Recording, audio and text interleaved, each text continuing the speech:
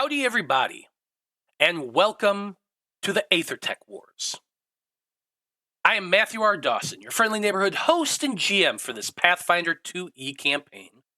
And joining me around my virtual table tonight are Brandie, Brie, Crimson Kitsune, Dyto, and John. Say hi, everyone. Hi, everyone. Hi, everyone. Hello. Now, before we begin, we do have a few announcements to get through. Starting with the first one, which is our sponsor for tonight's show, XSplit. XSplit is a high-quality virtual webcam background remover that works with your already existing webcam. Using this program, you can protect your privacy while you work or play remotely by blurring the background, removing it entirely, or even putting your favorite picture as the background instead, which is what I do. You can download the app today at xsplit.com, and if you use the coupon code RANDOM with a capital R, you can get 10% off of our purchase. You can find our referral link in the chat and show descriptions. This week, we are also playing Dreams of Infinity on Wednesday. That's going to be at 6 p.m. Central Time, and our Magi Knight heroes are currently reeling from the fact that they just lost one of their own, but there's still plenty of cultists they have to seek out, so they're going to have to get back into their job very, very soon. Next, let's see, Saturday, also, I am going to be playing over on All on the Table, which is in association with the Transverse. We're playing Secrets of Small Gods campaign, so I am going to be playing Tybal Toldrum, the Catfolk Rogue, who is currently investigating some archipelago for fish critters. It's pretty interesting. You can check that out this Saturday at 2 p.m. Central over on All on the Table here on Twitch. And our last announcement is you should notice that we are streaming on Twitch once again. And we're going to be doing that. We're also going to be streaming, continuing to stream on YouTube. And you will find the full edited episodes of these streams always posted about 1 week later on the YouTube channel. Now, you can keep up to date on everything we do here on Random Rhapsody by following us on Facebook as Random Rhapsody TV, on Twitter as @random_rhapsody, and on Blue Sky as Random Rhapsody. And that's going to do it for our announcements. So join us as we return to the world of Loroupa and journey with a new group of Pathfinders who have unwittingly found themselves embroiled in the Æther-Tech Wars.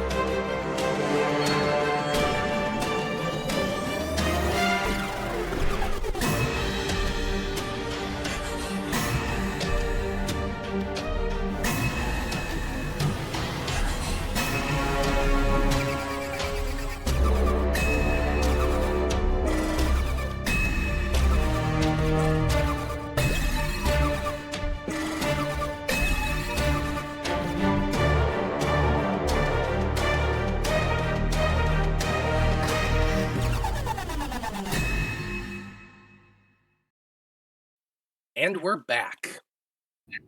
Welcome to our brand new Pathfinder 2nd Edition campaign. The way we're doing our recaps is to offer up the Random Rhapsody coin, which is good for one free reroll to whichever of our players does the recap. If I do the recap, I get that coin too, and I use it in all sorts of ways to hinder our hero's adventure. no one wants me to have that. So someone always is willing to do the recaps instead. So, with that in mind, who would like to be the very first to give our recaps here on Æther-Tech Wars? I think I had volunteered on Discord.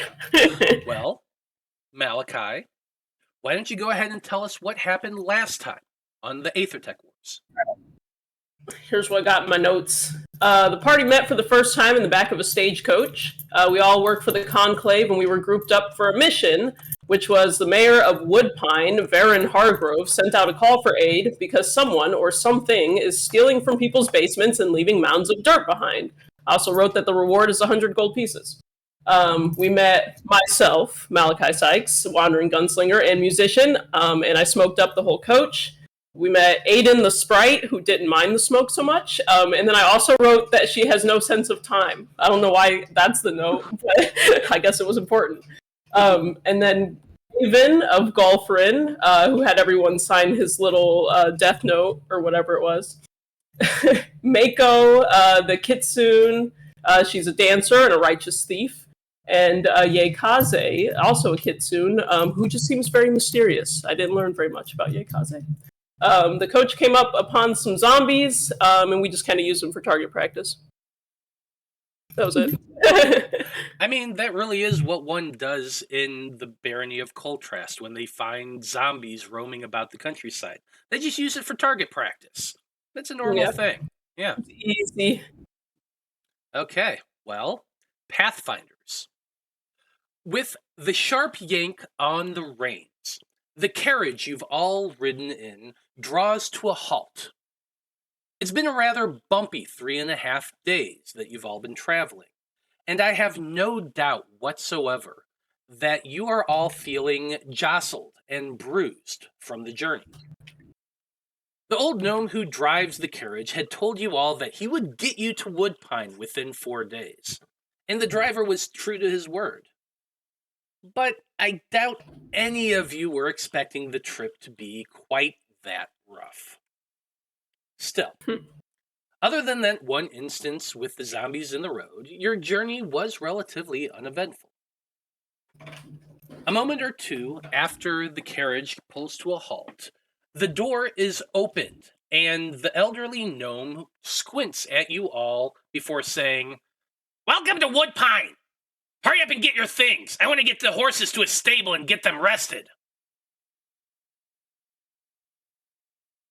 Of course. All right. Yeah.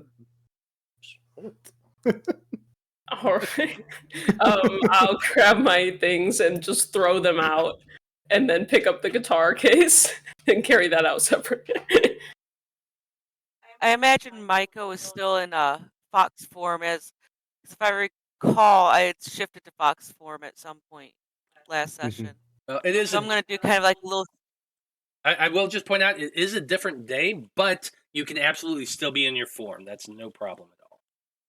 I probably would have stayed in my form because it was a pretty small wagon, just to conserve space. And also that way I can do this really cool, like as I'm hopping out of the wagon, I shift from fox form to humanoid form. It's really cool. Absolutely. And as you do that and you reform up, the gnome's like, "Oh, gee, I forgot about you. Oh, wow. Well, hurry up. Get all your things. Let's go. Come on, people. Move. God damn. Thanks for the ride. This guy's kind of an asshole. The gnome is already away from the door, scurrying over towards the horses to begin working on unbuckling them from the carriage and all that, which is a pretty interesting feat considering, the dude's 3 feet tall. But he has some specialized equipment, which, well, okay, let's be honest. He has a stool. He has a stool that he takes off the wagon and puts over near the horse and climbs up and starts working on the buckles. But you are all climbing out of the wagon, which does shift a little bit on its shocks from the weight of the combined group. As you step out, you are able to take your first real look at the village around you. Woodpine itself is a collection of mostly wooden buildings, with the occasional stone one here or there, which are arranged on either side of a river. Malachi, being that you're from this area, you would know for sure that it's the Lugrade River. Lugrade River? Lugrade River. Lugrade. You are currently outside a moderately sized stable next to a 2.5-story stone and timber building with a large sign in the front that shows a group of drunken crows perched atop a tankard with the flame sun of Balrus silhouetted behind them. Oh. It's clearly a tavern, but Draven, you would also, and probably Malachi, you would recognize the symbol as well, signifying that this is not only a tavern, but chances are there's probably a shrine to the deity Balrus somewhere inside of it. Mm-hmm. Not far from your location is what appears to be an open-air market that is beginning to shut down for the day. Judging by the sun, you've probably got about 4 or so more hours of daylight left. So you got some time before you're going to start getting tired, at least. Now, your purpose in this town is to investigate the strange series of thefts that have been occurring throughout town.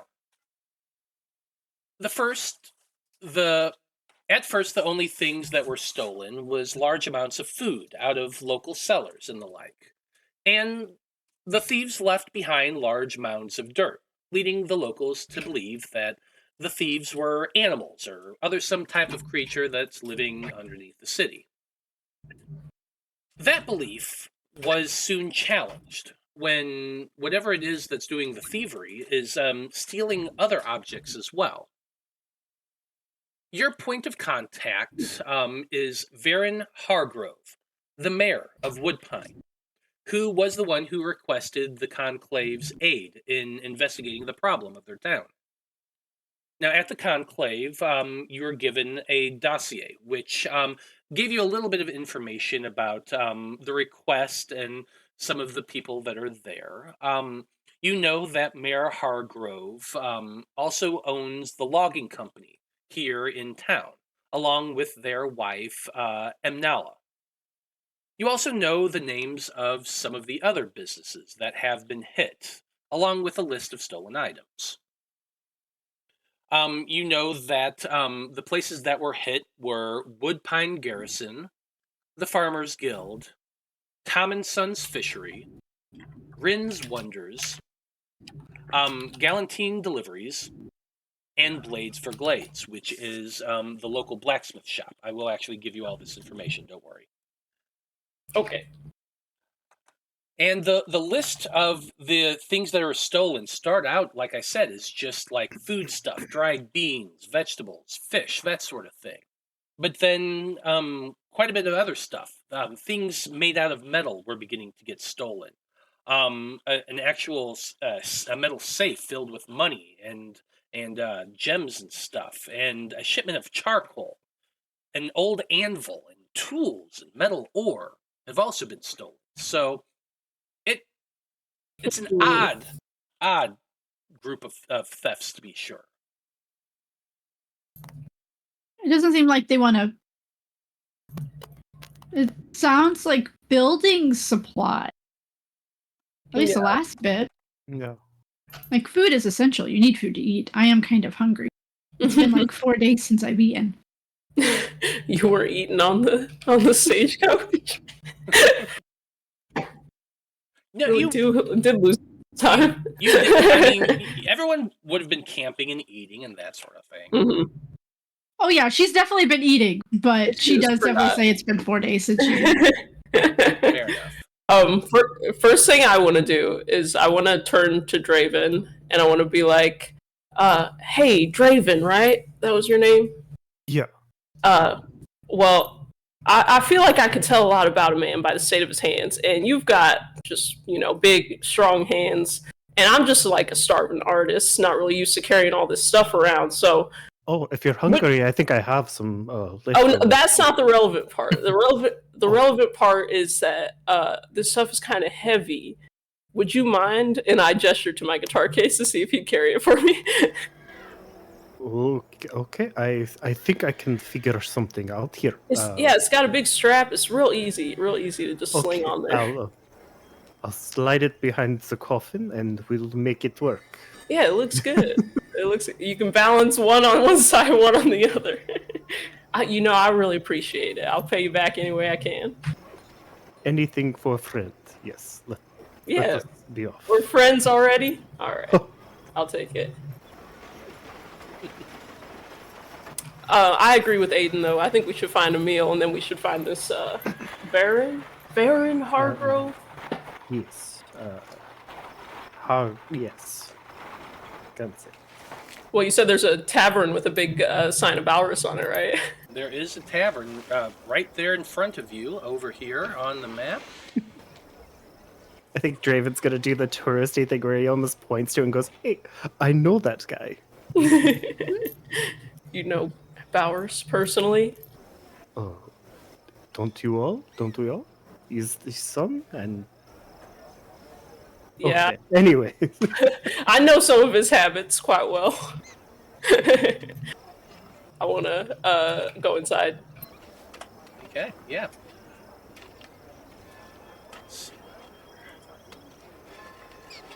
Okay, you open up the door to the local inn, the tavern. It is you notice on the sign underneath the crows that it is monogrammed as Crow's Casks. Ooh. Stepping into the inn, you see a large common room with a bar, a big O U-shaped bar towards the back center of the area. There is a large set of staircases that's going up to a second floor that has a balcony over that U-shaped bar towards the back. And being that it is getting closer towards the end of the day, the common room has a handful of people inside of it. Not a lot, but a few. Of course, now the main individual who is there is a very large woman with bright red hair that's done up in a gigantic bun on the top of her head. She has huge arms, like she is muscular AF.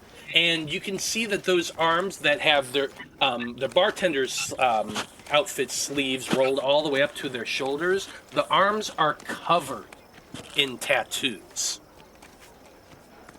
The woman, she's a human. She waves at you all as you step forward into the inn, and she calls out to you, welcome to the Crow's Casks.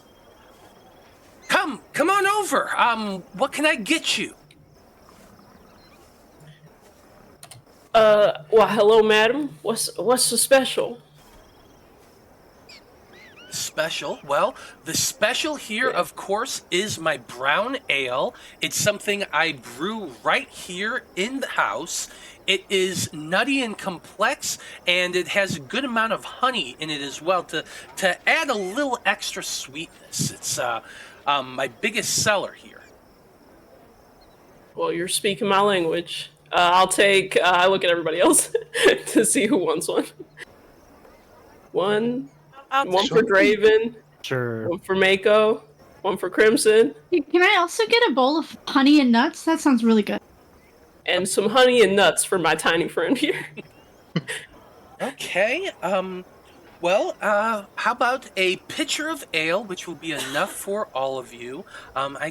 I absolutely do have some almonds and some walnuts, and I do have a bit of honey I can send over to you as well. That will be, let's call it 1 silver, 2 copper pieces. What could we say about getting some dinner, too?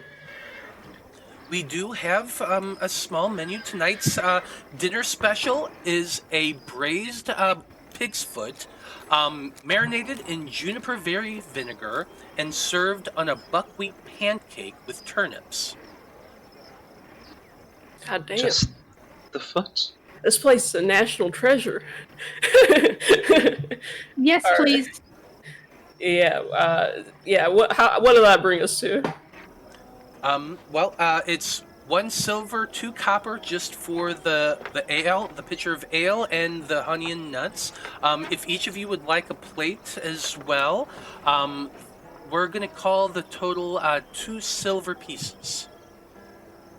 2 silver pieces. All right, I put 2 silver pieces on the counter. Absolutely. Look around at everybody. This one's on me. Okay.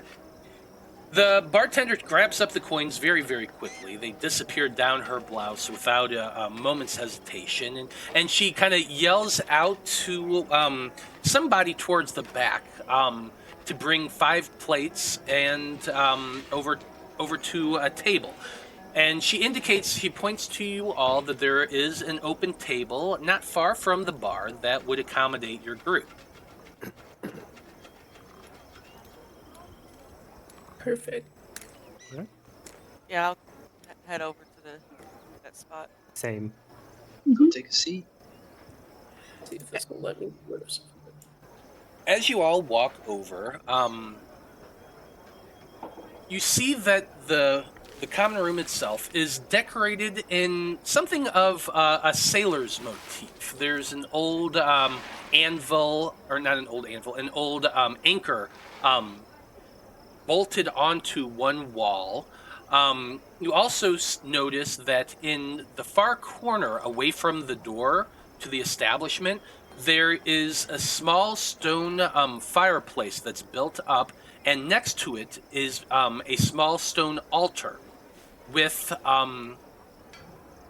a golden and silver statuette of a sun, an emblazed sun, with a fist kind of holding the sun up, which you can recognize to be the symbol for Balrus, the father. Oh yeah. Draven, you said you're from Golfrin, right? Yes, I am. That is where I'm from. Well, What? my family actually hails from there, and I show him my belt buckle, which is the topaz dragon scale with the symbol of Balrus etched on it, and I go, little family heirloom right here, and gesture to it. Are you also a practitioner, or do you follow, or?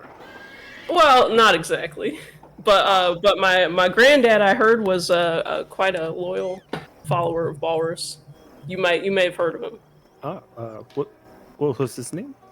His name was Ichabod Sykes. He founded like an order and stuff. I don't really know all that much about it, but I hear he's famous. Does that recollect it, or does that bring up anything, or? Well, let's find out. You can either, let's see, do you have like a lore that would be associated with a deeper religion than just a basic religion check? If not, it's just going to be a religion check. I will just do that. Okay. Let's see. Okay. Gotta name drop famous people. Absolutely. All right. So how do I roll for it? Because I found the religion. Okay. You're going to go to your character sheet. You have the and it should be able to just click on it. All right.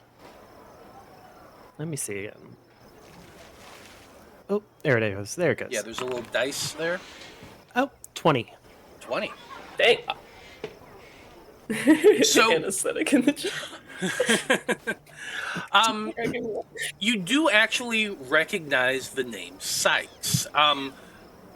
In Golfrin, there was a Sykes who was a member of the Fists of the Father in Golfrin, who immigrated out of Golfrin,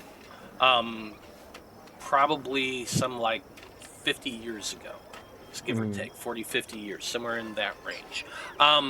You've heard, as in you've been traveling here in Coltrast for a little bit, and you have also heard that this Ichabod Sykes and the established a Fist of the Father order here in Coltrast.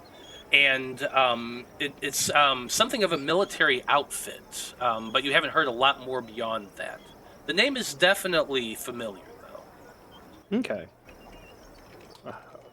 Well, I do actually recall some. The old woman that used to take care of the orphanage, Evangeline, she used to kind of give a little bit of insight and little history. So I am familiar, not quite what he did, but I do know the name. So that's cool. Local celebrity. Ooh. That is pretty cool. So we got a little something tying us together. A reason to be friends.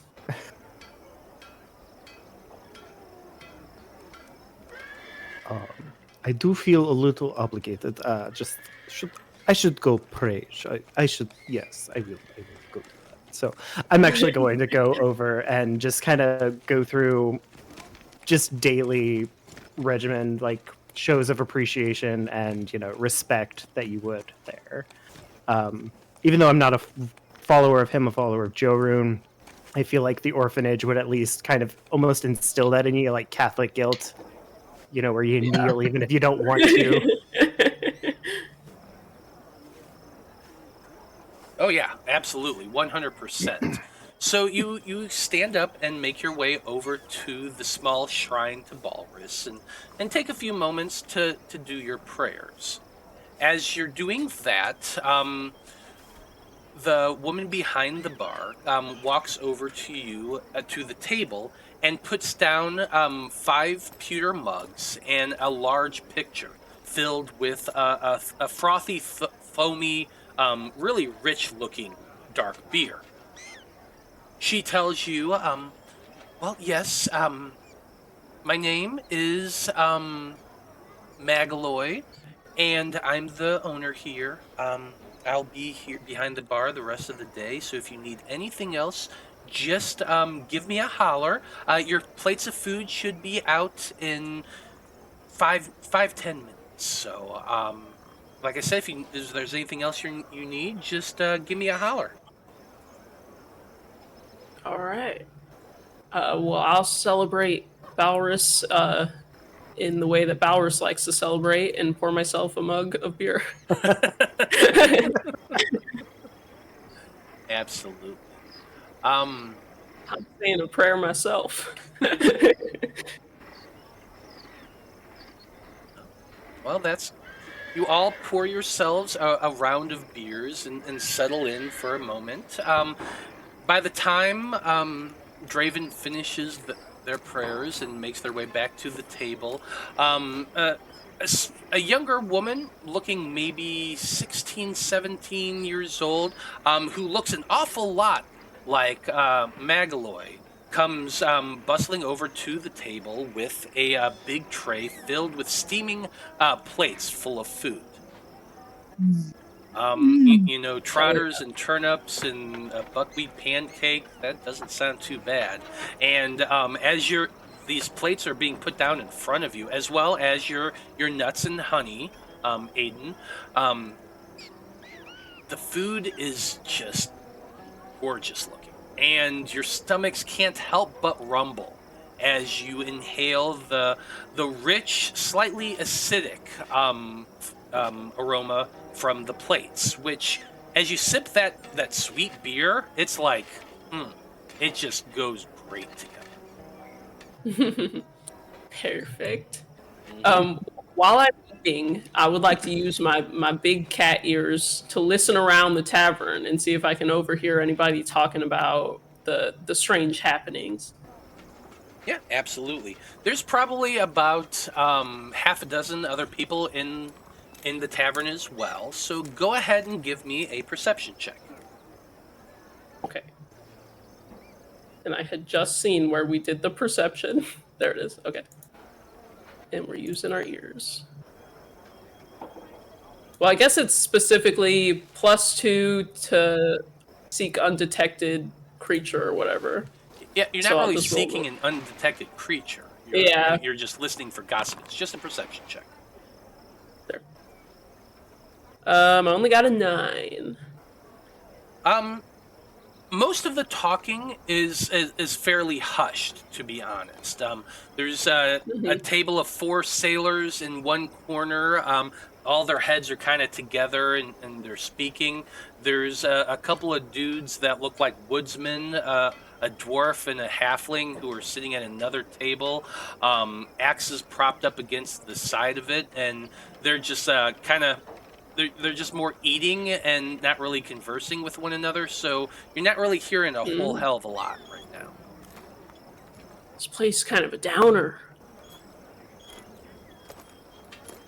It's a tavern in the evening. A lot of people are just looking for an escape.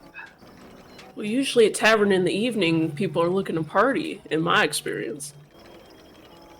Not necessarily so in a small town. I'll have to keep that in mind. I guess maybe we gotta make conversation. So, finish up my dinner. Scarf. Yeah, by the time you finish up eating your dinner, the bartender does come over and inquires whether or not you want a second round. I'm good. Malachi wants a second round, but he doesn't have money. I'll pay for a second round. Okay. I look at Maiko with hearts in my eyes. Another pitcher of ale is just going to be 1 silver piece. You can take that off your sheet, Maiko.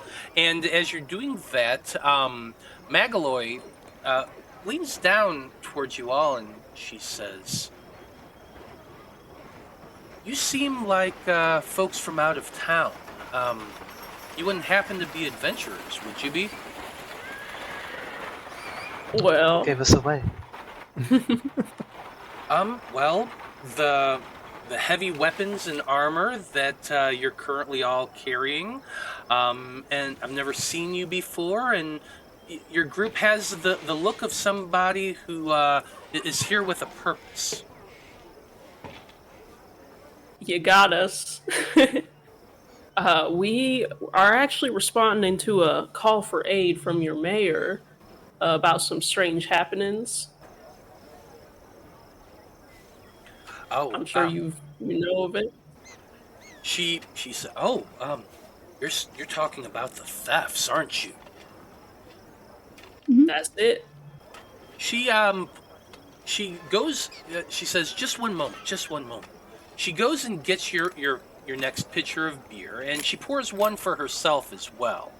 She then comes over to the table and sits down, and with a bit of a thud, and takes a nice big draw off of her own beer, while the rest of you kind of spread it out the drinks once again.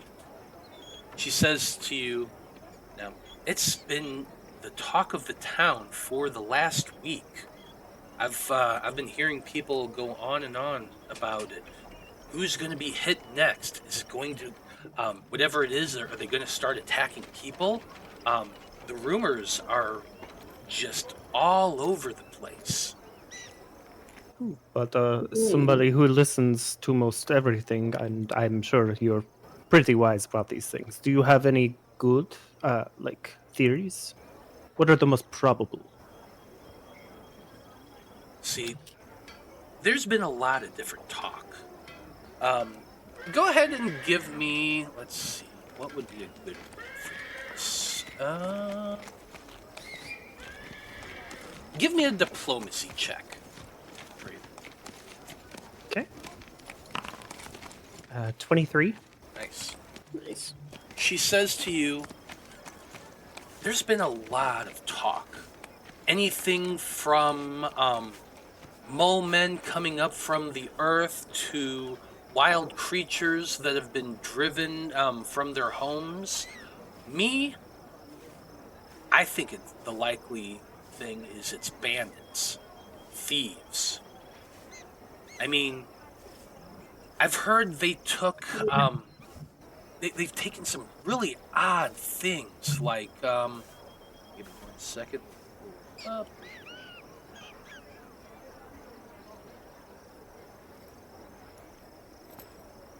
Yeah, over at Blades for Glades, they took old Carman's old anvil from the bottom of his basement. I mean, why would somebody take that? But no monster is going to want something like that. It's got to be somebody with a purpose, right? Unless it's like something that eats metal, but I don't know. Why would they only target random things and not others? Doesn't make sense. Interesting. So I'm guessing you haven't been hit yet. Me? No, I haven't been. I've actually had one of our barbacks checking down in the cellar regularly, just to make sure, because that's where it's been happening, in people's cellars, storage cellars, and basements and things like that. The fermentation room over at the fishery is hit. In fact. They're fermenting the fish? Yeah, the fishery pickles a lot of its fish for travel. It holds up better on long voyages than fresh fish does. Can you point out the locations of the places that have been hit? Do you have a local map? She thinks to herself and says, "Yeah, hold on one second." She goes and grabs up something from behind the bar, and sure enough, there is a map of the local area, and I'll show you the different places that have been hit. Were they hit in the order that's on our list? No. On your list, yes, they were. Okay. And then, given my background, does this sound like any groups I would be familiar with? Like something that any of the groups I'd be familiar with would do? Go ahead. Or What is your lore skill that you got? Isn't it something to do with thieves? The only thing it says on here is rain for some reason. Okay, so you do not have one. So this is going to be a society check.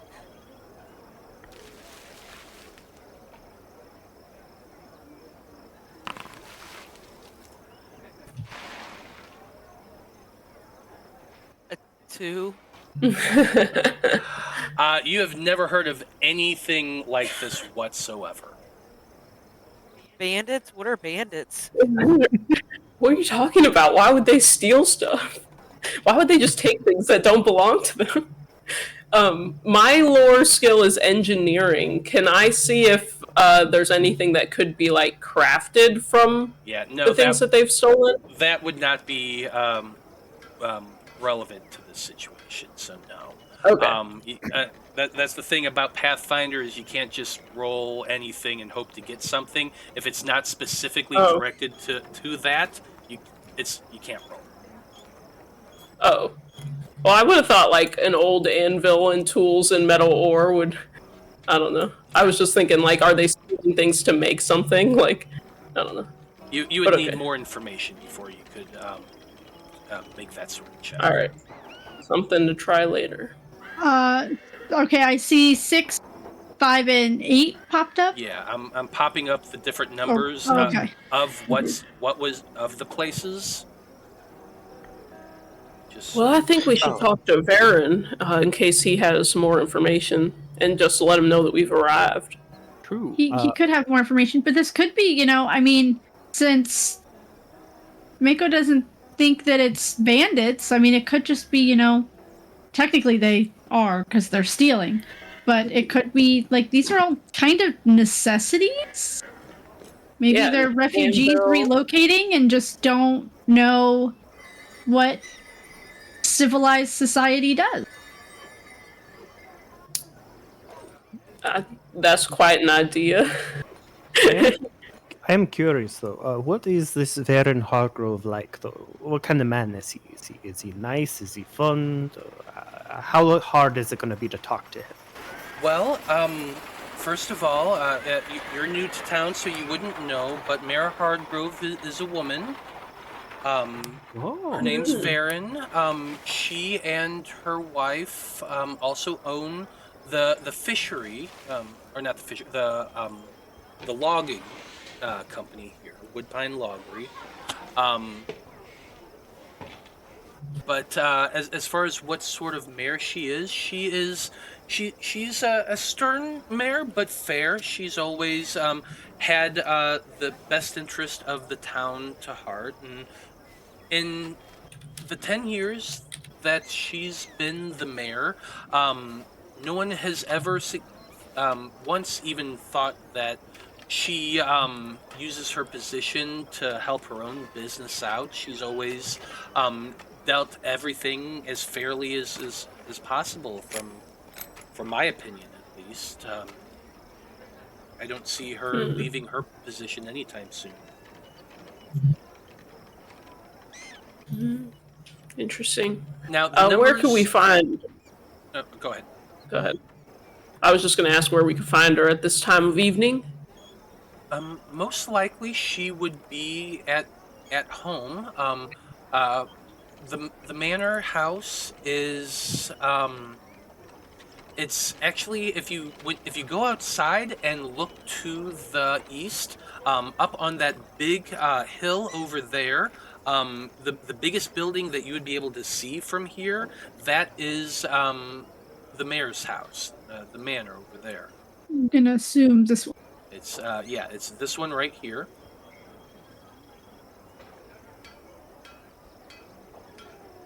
As far as then you were all asking about which places were hit, I'm going to go ahead and indicate them on the map to you.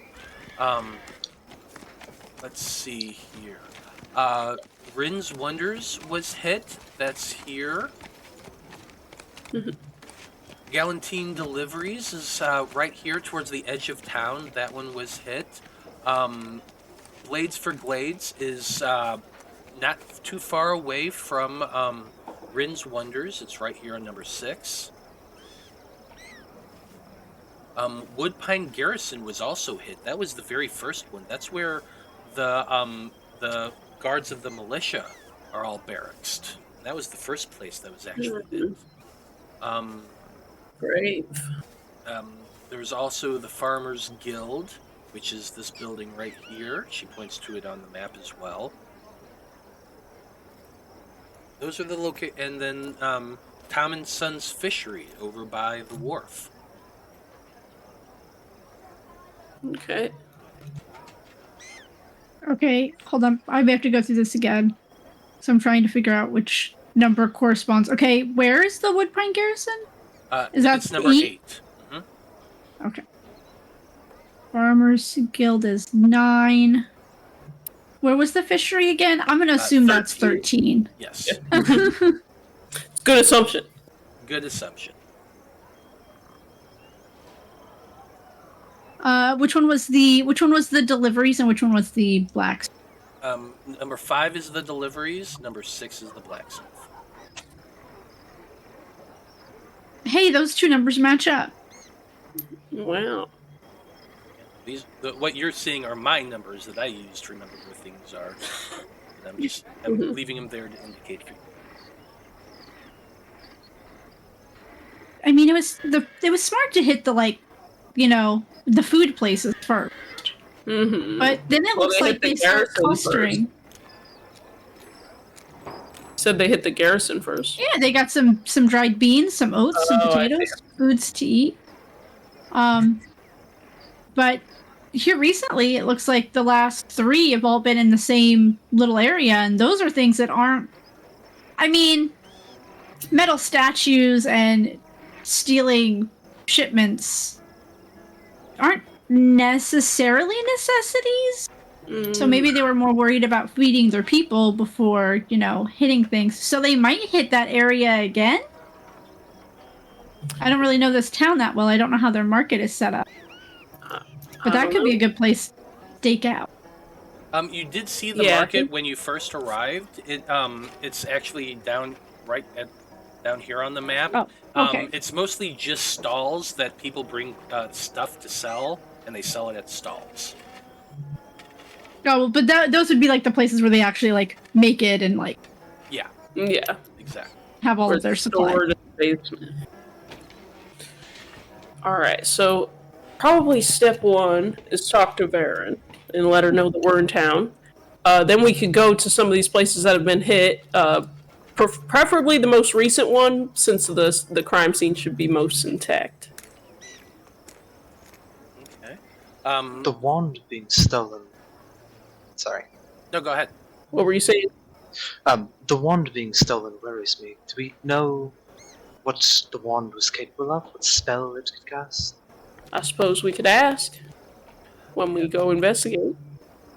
The bartender, she kind of shrugs and says, I honestly don't know. You would have to go ask old Rin.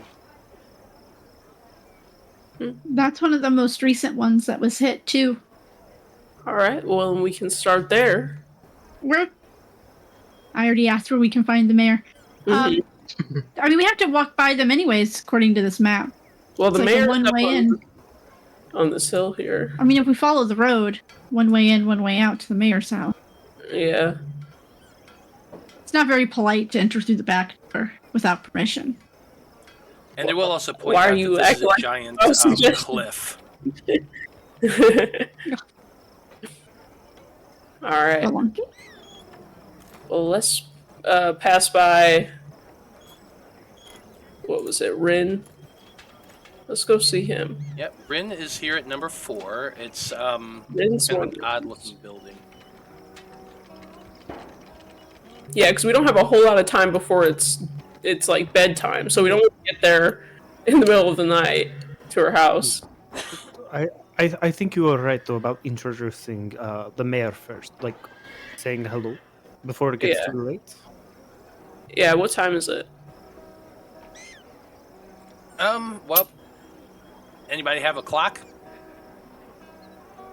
I look at Magaloy, whose business we are inside of.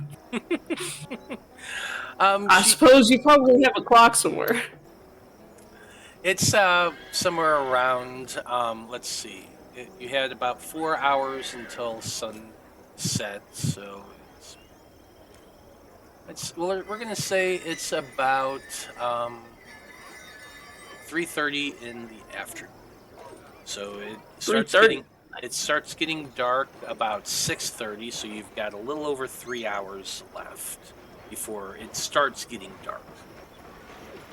Okay, but she's not going to be in bed at 6:30. All right, well, let's go to Rin's. Yeah, plenty of time. Go to Rin's, spend a little bit of time searching around, and then we'll hop over to the mayor.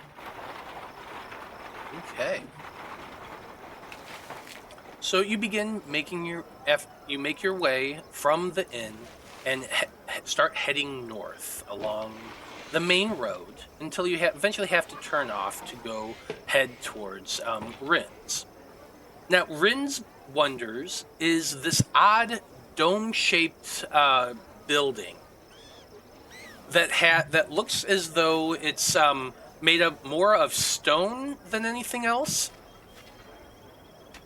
You can see that there is a second floor as well with a single window up top that is already illuminated. Chances are whoever owns this store probably lives above it. There's a nice big window in the front of it next to a door, and in big letters on the glass of the window, you can see the words done up in gold calligraphy, Rin's Wonders. However, looking inside that window, you can see that the building itself on the first floor is filled up with mostly junk. It appears to be a resell shop of some type. So, who knows how many wonders there actually are, but you never know. However, you open the door, which does jingle, and you can see that a very short, knobby, old-looking halfling man is seated behind a tall counter. He has a book in front of him. He has a big old feather quill in his hand, and he seems to be writing something. He has spectacles on his big old bulbous nose, and he's kind of looking down at it. But when he hears the door jingle, he looks up, and his glasses are just, the anime eyes of nothing but big, gigantic eyes. He just looks up at you like that, and he's like, "Oh, hello, welcome. Come on in. Welcome to Rin's Wonders." And he puts down the feather quill and waves at you all. All right. Hello. You must be Rin. Yes, I am. Rin Silvixny, that's my name. Are you, well, looking at you, you've got weapons, you've got armor, you've got a big coffin lid on your back. What the heck? Okay. You must be He's got a guitar. That's true. Are you looking to sell your guitar? I do purchase things as no, well. actually, listen, Rin, you're getting way ahead of yourself, mister. Let me just get a word in edgewise. So we're actually here on some business regarding some thievings that's been happening. We heard that you had some stuff stolen, so we're here to, investigate at the request of your mayor. Give me a diplomacy check. Listen, why don't you give me some silence? No, I'm kidding. All right. Damn. Where's my God? I don't know where my skills are. Oh wait, here it is. Proficiencies. Okay, diplomacy. Rolling. Roll it. That's an 8. He kind of looks at you all and he's like, "Oh, you're here to investigate? Well, I don't know." And he's kind of like looking you all up and down a little bit. I suppose we could show you the dossier from the conclave to prove our legitimacy. Maybe that's best. Why don't you show me that? And I'll pull it out and just show the request that we were sent out. Do we all have conclave tattoos? No. This is a first job for you all, so you would not have. Okay. I was like, wait a minute. Tattoo Am I my pristine tatted? skin? Nope, I'm afraid. But No, that's fine. you do take that out and you show him, and the halfling grabs it up and begins looking it up and down for a moment. It's like, well, that seems legit. So I suppose so. Well, yes, to be honest, I did have a few things stolen from me. In fact, it was quite annoying. Whatever it is that dug up into my basement, they got dirt everywhere. They left a big old mound down there. They knocked over boxes and crates. It happened in the middle of the night, and it woke me up. I thought I was under attack, and when I finally worked up enough courage to come down and check it out, the whole basement was just a mess. They'd broken a bunch of boxes. They had taken a bunch of statues and things that I had down there, and they took one of my wands as well. It's very frustrating. And What were the statues wand of? was taken? Okay, I heard two people ask questions. Maiko, what did you ask? What kind of wand was taken? And Draven, what did you ask? Or who was it? Crimson. It was Crimson. It was- Yaekaze. I asked what the statues were of.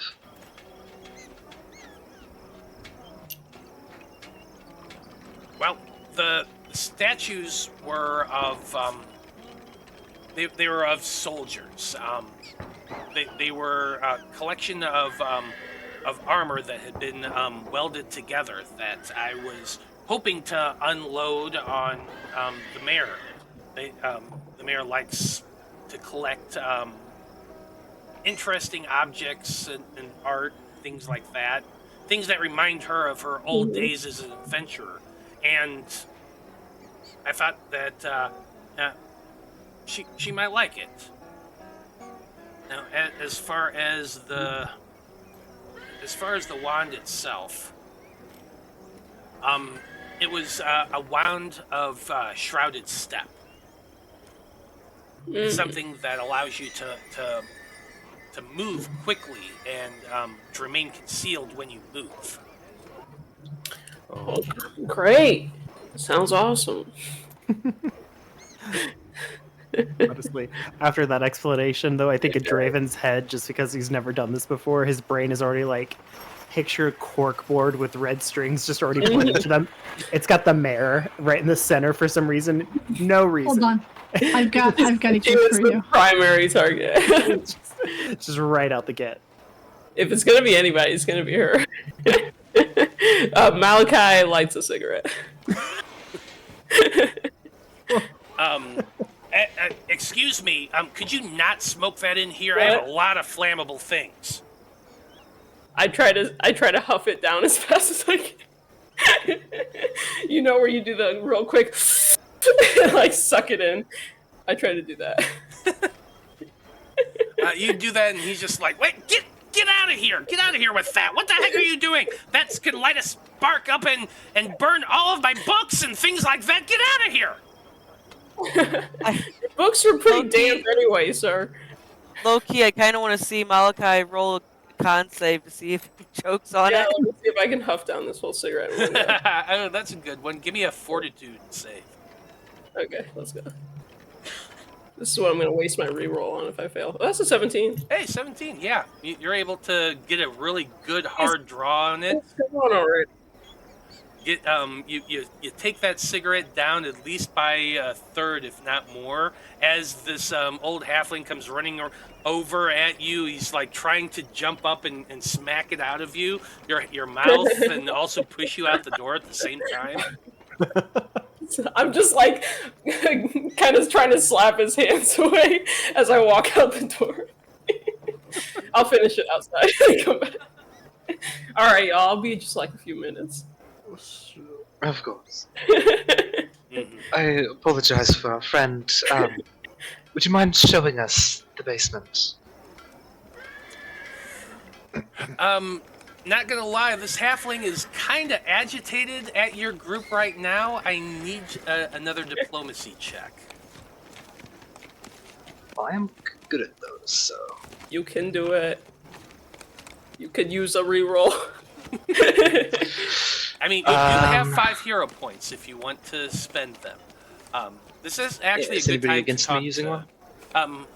While you're thinking about that, I'm just going to take a moment to explain to our audience that the way we're doing hero points right now is every player had 1 to begin, so there's a total of 5 in the hero points pool. Anyone who's watching who has enough points can donate another hero point into that pool for our heroes to use. Alternatively, if you want to screw with our players, you can donate a villain point to me that I will add to my pool that every so often I'll use to reroll.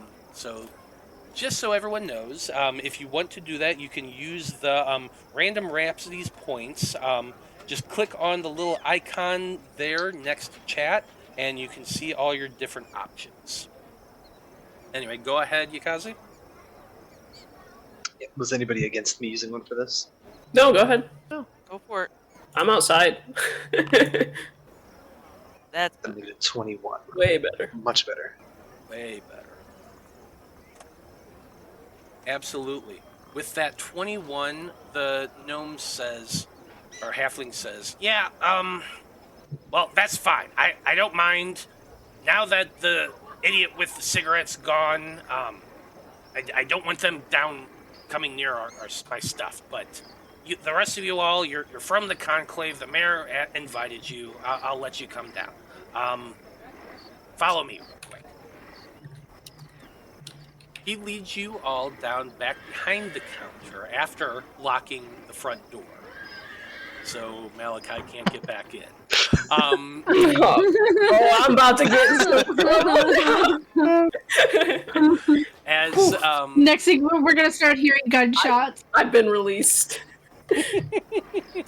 I'm like a little tomcat. I'm gonna go prowl in the town. yeah. I'll see you guys. Well, the four of you are led down a small flight of stairs to a stone cellar that is filled with shelves full of crap. There's tons of it. He leads you around a little bit of a maze to a back area where the stone wall has been collapsed downward, and there's a gigantic mound of dirt that's just been piled up against the wall. You can see quite clearly that some of the stones from the wall had been pushed inward, and they're just lying on the ground all over the place. There's also a broom against the wall where it appears that the proprietor had been slowly starting to clean things up, but has not gotten too far with it. He points to it and he says, "This is what I saw when I came down here, this big mound right here." And you can see it's taller than he is. It's about 4 feet tall in total up the wall. And coming off of it is probably another 3 or 4 feet of just a big mound of dirt. There were things that obviously were here at some point. There's a couple shelves that looked like everything had been knocked over and spilt on the ground that he had pushed back up and is slowly starting to put things back on the shelves. But this entire area is in very clear disarray. He then points to a couple boxes and says, "These were the crates that were broken open. Not quite sure what all was, if anything was taken out of all those. I'm still in the middle of inventorying it. And then he points over to another section near a wall that just is kind of blank and empty, and he says, "These were the 4 statues that I was talking about. Each one was made out of steel. It was armor that had been fused together with magic to create these statues. They're really intricate and cool looking. They're embossed and engraved, and it's a really neat piece. And I'm just waiting for the last one to show up. There's one more in the set. So I guess at least I'll be able to get Mayor Hargrove one of them, but hopefully you all will be able to find the other 4. And how heavy are these statues? Well, they were pretty heavy. I actually had to get the McAllister boys to come down and help me move them. They're McAllister boys? Yeah, they're brothers. They're a pair of orcs who live here in town. They sometimes come and help me whenever I have to move big things. One of them named Kevin. Sure, why not? Kevin McAllister. Kevin McAllister. Did he ever get left home by himself? You know, it happens all the time. That's why they lived alone now. Their parents just kept going out of town on vacation and leaving them. It was insane. One day they never came back. Pretty much. Well, that's interesting. Then these are very heavy statues. So how the heck did they get them out of here without anybody noticing? Is there a hole Well, I that they guess came so. from that's still left behind?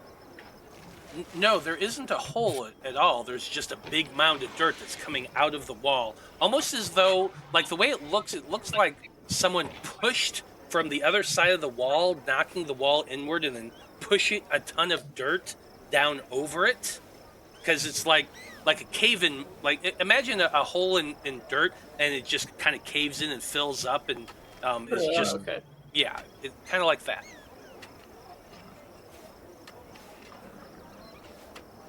So whatever it is covered its tracks well. It does seem so. Yeah, and it either had to be very large creatures or very strong creatures or magic to be able to move those statues.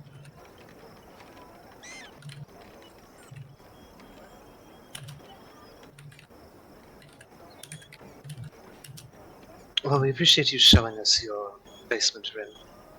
You said there was one statue down there, right? No, Still? they said that they're waiting for one more statue to arrive. Gotcha. Okay. So they're waiting to get to have the full set before they gave it to them Gotcha. Malachi is outside practicing his gun spinning in front of the store. Like he's just spinning it back, catching it, spins it forward, and then when enough time has passed and his cigarette is gone, he lights another one. So I can't get inside. God. Or I could do that cat thing where I stand in front of the door and scratch it. It's just it's the single paw underneath the door frame. Just Yeah, like, once it's been like more than. So I entertain myself for 10 minutes. Once it's been 10 minutes, I start doing that under the door. there. Just your fingers coming under Come the on. door. Guys, come on. Let me. I already smoked too. I'm not gonna smoke anymore. I swear. I want to see. I want somebody to come open the door. You just kind of look like. I'm like on the ground on my hands. Yeah. No, I'm good. Oh, you guys are done? Okay, let's go. Yeah, I imagine that's kind of what happens. Like, the halfling leads you out once again after you all ask your remaining questions, and when you open the door, that's exactly how you find Malachi, just on the ground, hand underneath the door. Oh, you guys are back? Why are you on the ground? Oh, I was just trying to, mess with the door and stuff and get your... That doesn't work? Well, here you are, so obviously it works. Are you guys done yet? do we have a squirt bottle? No. I'll allow it. I will not be treated in this manner. I'll have you know. I think we all know that's not true. Well, it was Listen, I only do it if it's like for kink, you know. whoever stole the stuff covered their track. I see. And whoever it is either very strong, or there are multiple of them to be able to Or- carry 4 of those statues. No, I don't quite know, but could it also be magic? Like, how could they do that? It could have been magic. Magical transporting. That's honestly more dangerous than if it was just strong enough to do so itself. I don't know much about magic, but I imagine nope. there's some spells that would have helped him. I'm sure there's Probably. all sorts of different spells that do a lot of different things, so Oh god. anything's possible. Well, he's I- still here. We are still in You're his standing his in my store, door. so You're standing in my door threshold. I'm literally right here. Why are you Draven is standing still in like my door? 6'3". He's Yeah, I thought I wanted to come in, but actually now I think I don't really want to come in anymore. That sounds. I think we should go talk to the mayor. Yeah. I did have one more thing to ask of you before we leave. Should the final statue arrive, and it also go missing in a similar manner, would you find us and inform us? Actually, Absolutely. better yet, inform us when it arrives, because then if they're after that, we could watch it and That protect. as well. We could certainly set up some kind of watch. I mean, I can shift fairly small and hide and keep an eye out. Well, I'm tiny. And I can hide in shadow, so... Once it arrives, I will send a message. I assume you're at the inn, Rose Cask. Yeah, I think we're staying at Crow's Cask. Though I don't know if we've discussed that with Magaloy yet. We'll figure it out. I will. I'm sure it'll work out. We'll be fine. Oh, that's where we'll be. It'll work out one way or another. I'm Sure, it will be. I will send you a message once it arrives. I'm not expecting it for a few days still, so but you never know. Of course. And since you're here investigating the town, if you ever need anything, just stop by and let me know. I have a wide assortment of random items, and you adventurers types tend to look for all sorts of weird things, so you never know. Do you have glitter? I do, actually. Is it blue and purple? I have quite a few different colors. I'm sure I do. I might be back. I'll definitely be back, Bryn. I'll see you tomorrow. Okay. You have a... Is that a threat or a promise? I wink at him. I don't know about you. What, are you banning me from your store now? Depends on whether or not you buy something when you come back. Whether or not you try to burn my Well, if shop you got- down. Ren, if you got something worth buying, I'll buy it. He just motions to the We'll store. find out. Alright, we'll find out tomorrow. Absolutely. We appreciate your time. Good luck, everybody. You make your He's a way. sweet guy. You make your way out from the shop and start heading towards the mayor's house, which you kind of have to make your way around a large hill around on the side of the cliff and start making your way, following the road up to the house. What were you saying? Sweet guy? Yeah, pretty much. Yeah. Yeah, I kind of like him. Absolutely. It doesn't take you long to find the mayor's house. It is, after all, the biggest freaking building in town.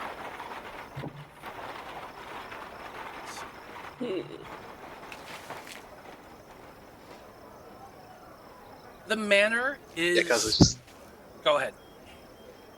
I was just gonna say, Yaekaze's just gonna come up and knock on the door if it's not like open or anything. There is a large fence surrounding the property, and you can also see that the what's it called?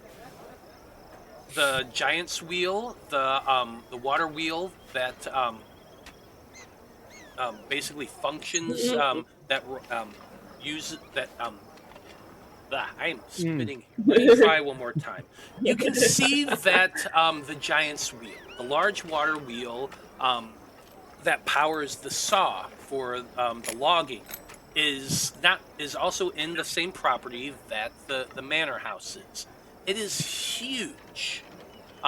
You can hear as you approach the sound of that saw just constantly going, and the loud clatter of timber hitting this gigantic flume that goes from the saw all the way down to the sea at the far end of the cliffside. The loading flume is gigantic. It's a long flume that sends water diverted from the river to push timber down this long slide. Interesting. You Almost actually like kind fun. of watch. Yeah, how long before we ride?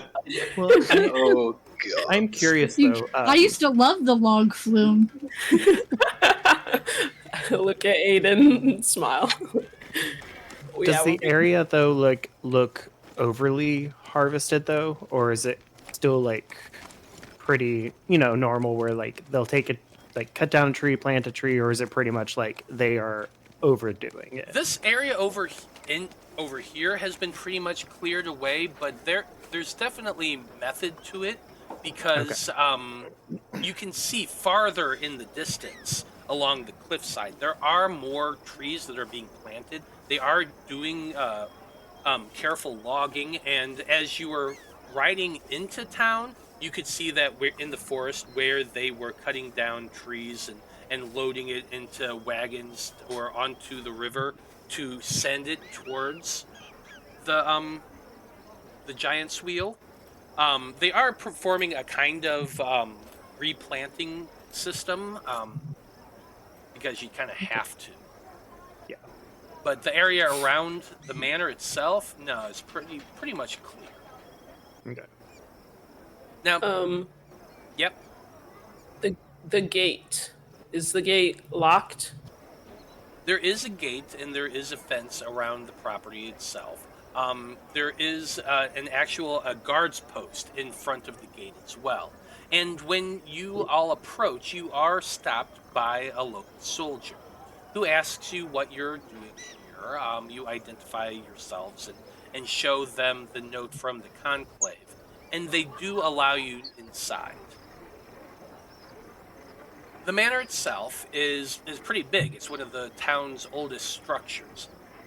It's a cross-shaped building that is, it looks a lot larger than any one family could use, though, Malachi, you are from the city of Contrast, and you're kind of used to some pretty big buildings, so to you this is probably kind of average. I've seen mansions.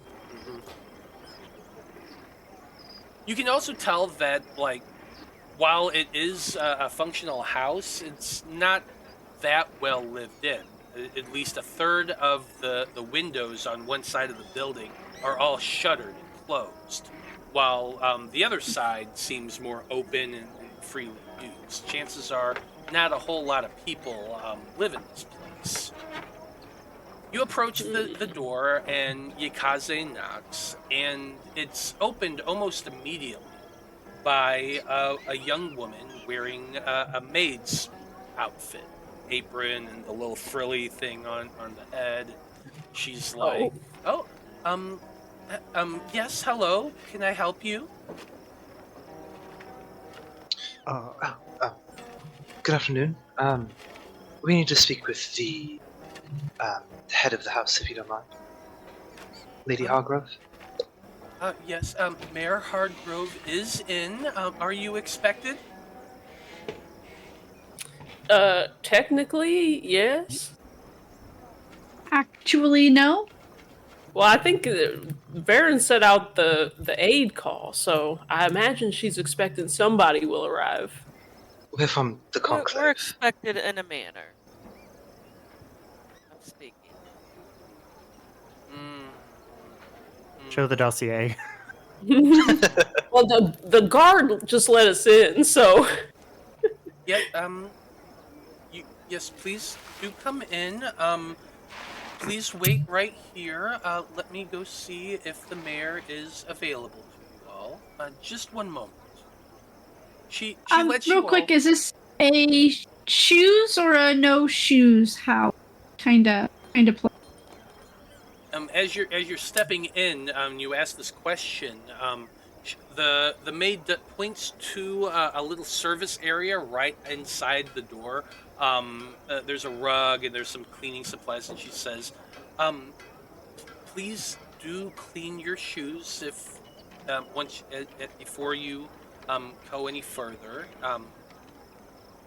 We would prefer it. We prefer to keep the house clean, but we do not ask you to remove your shoes." Oh, thank God. Anesthetic just redeemed a hydration check, so everyone grab a drink and hydrate. Just finished mine off.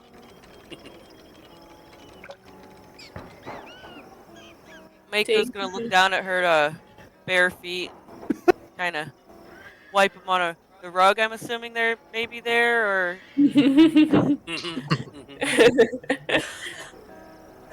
I'll definitely clean out my cowboy boots with their little cleaning station. I'm See trying if I can to. get them to shine. I think Draven's trying to envision how to properly go down low enough to clean their shoes with the shield, the weapon, the guitar. Like, how do you do this without tumbling over? Draven, I'll help you. I can get down low real easy.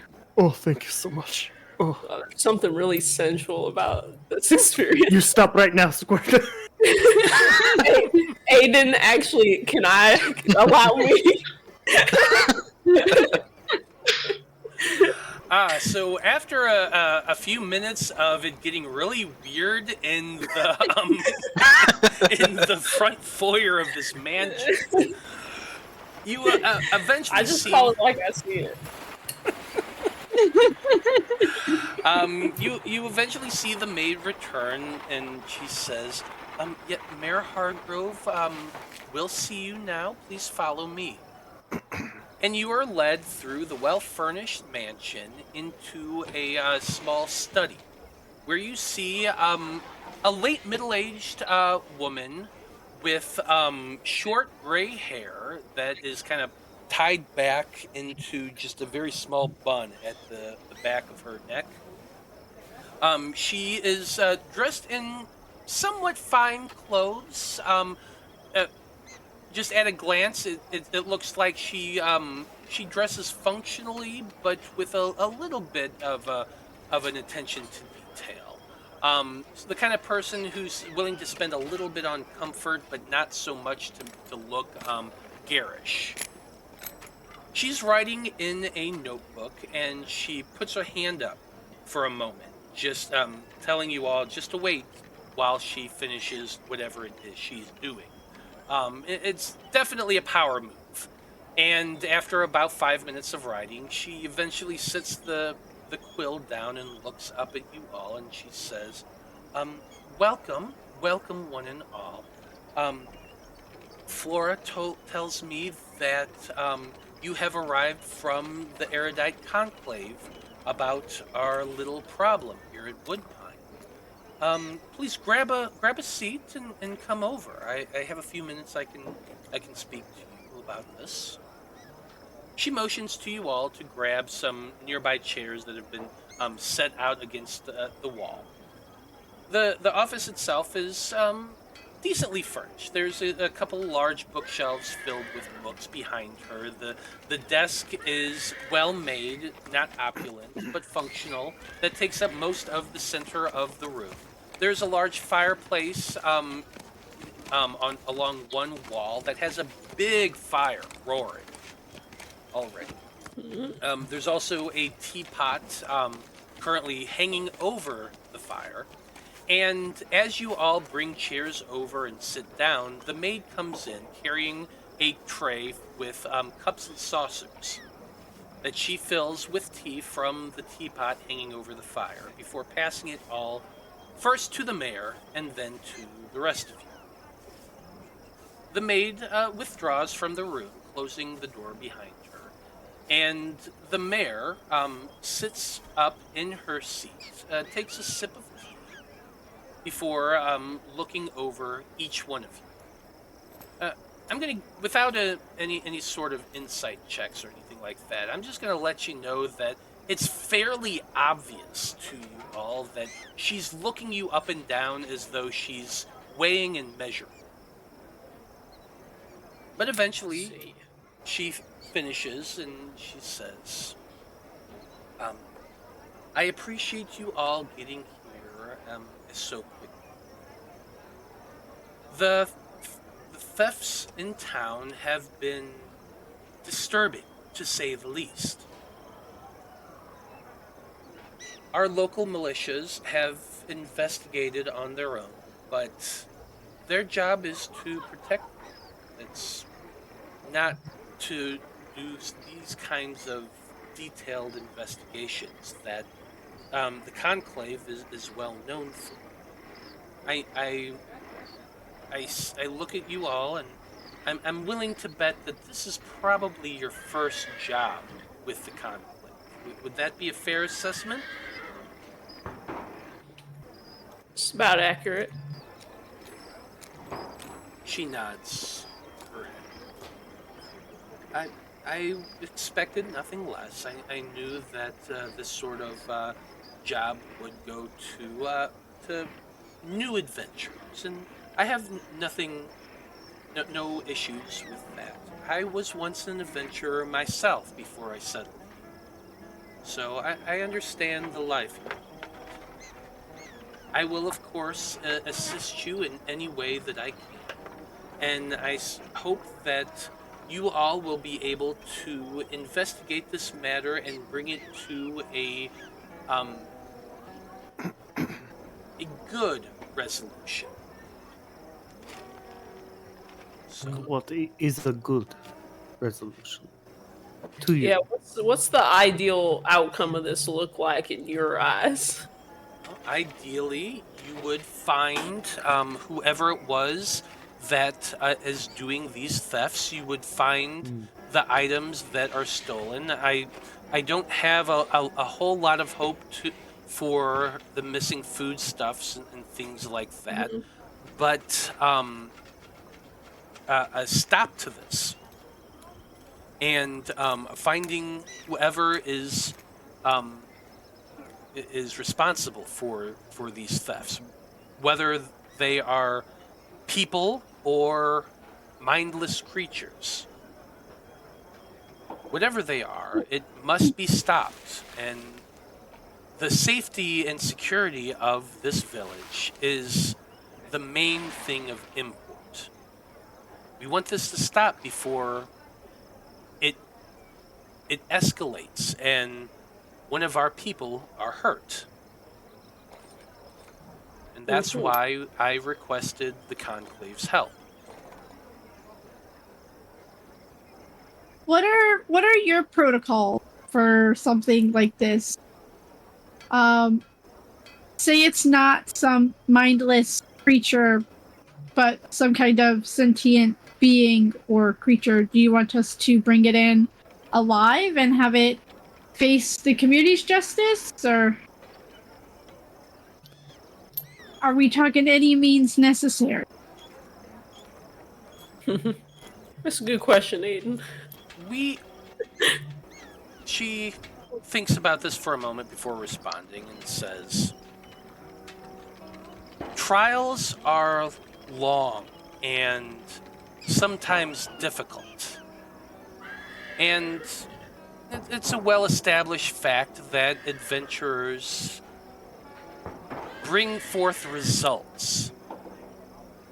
Mm-hmm. So, as long as the thefts stop, that's our primary concern. If you're able to capture some of those responsible for it and bring them to face trial, that wouldn't be a terrible thing. But the ringleaders would be the more important ones, if it's in fact people who are doing it. If, on the other hand, you find out that these are monsters or things that are just acting in a bestial nature and can't really be controlled or reasoned with, extermination is preferable. So kill him. Gotcha. Mm-hmm. Now, are there any, not locals, but those that live nearby who could possibly be responsible? Like, is there bad blood between the town and others nearby? Not as much as you might expect. Now, occasionally there is issues and disputes that come up in town. Not everybody likes everybody, and there is some bad blood between a few of our people, but none of those things would escalate into this sort of thing. These kind of thefts are, they don't. I don't want to say they seem random, but they certainly aren't the kind of thing that people who have beef with one another would do. You would find like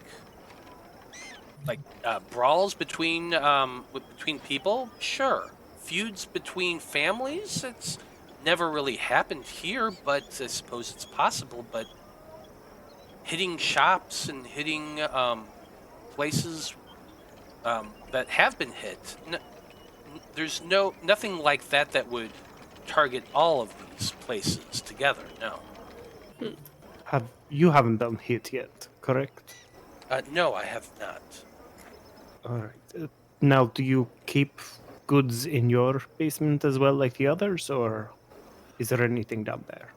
I do have we do have a storage cellar here that, but so far it hasn't been hit. When my family built this property, the foundations were laid very, very thick. From what I've seen at the different places that have been hit, it looks like whatever's doing it is digging in from underground. So chances are that if thieves had considered hitting us, my place would be a much more difficult place to hit. And to be honest, like, most of our foodstuffs are kept in storage areas above ground. We don't.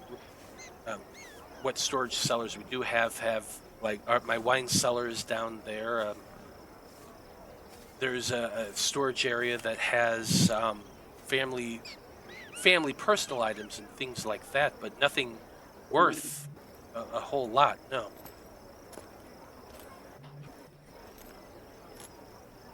Are there other places around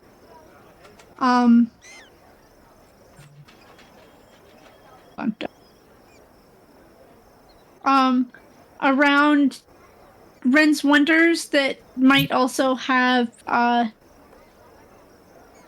some not so great foundation, that might have stores in the basement that we can maybe see if we can find whatever's stealing stuff? Near Ren's, well, there is the shop Odd Stories. It's owned by a wizard named Morley Blint.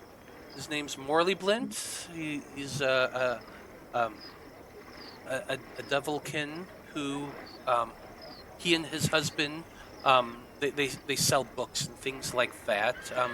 They haven't been hit yet, as far as I know, and that's not far from Rin's and from the blacksmith shop. The Crow's Cask has not been hit yet. Let's see.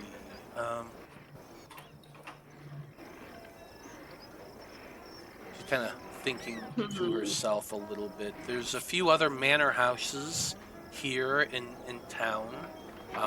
They haven't been hit yet. It's mostly been businesses, but at the same time, the first thing that was hit was the garrison. And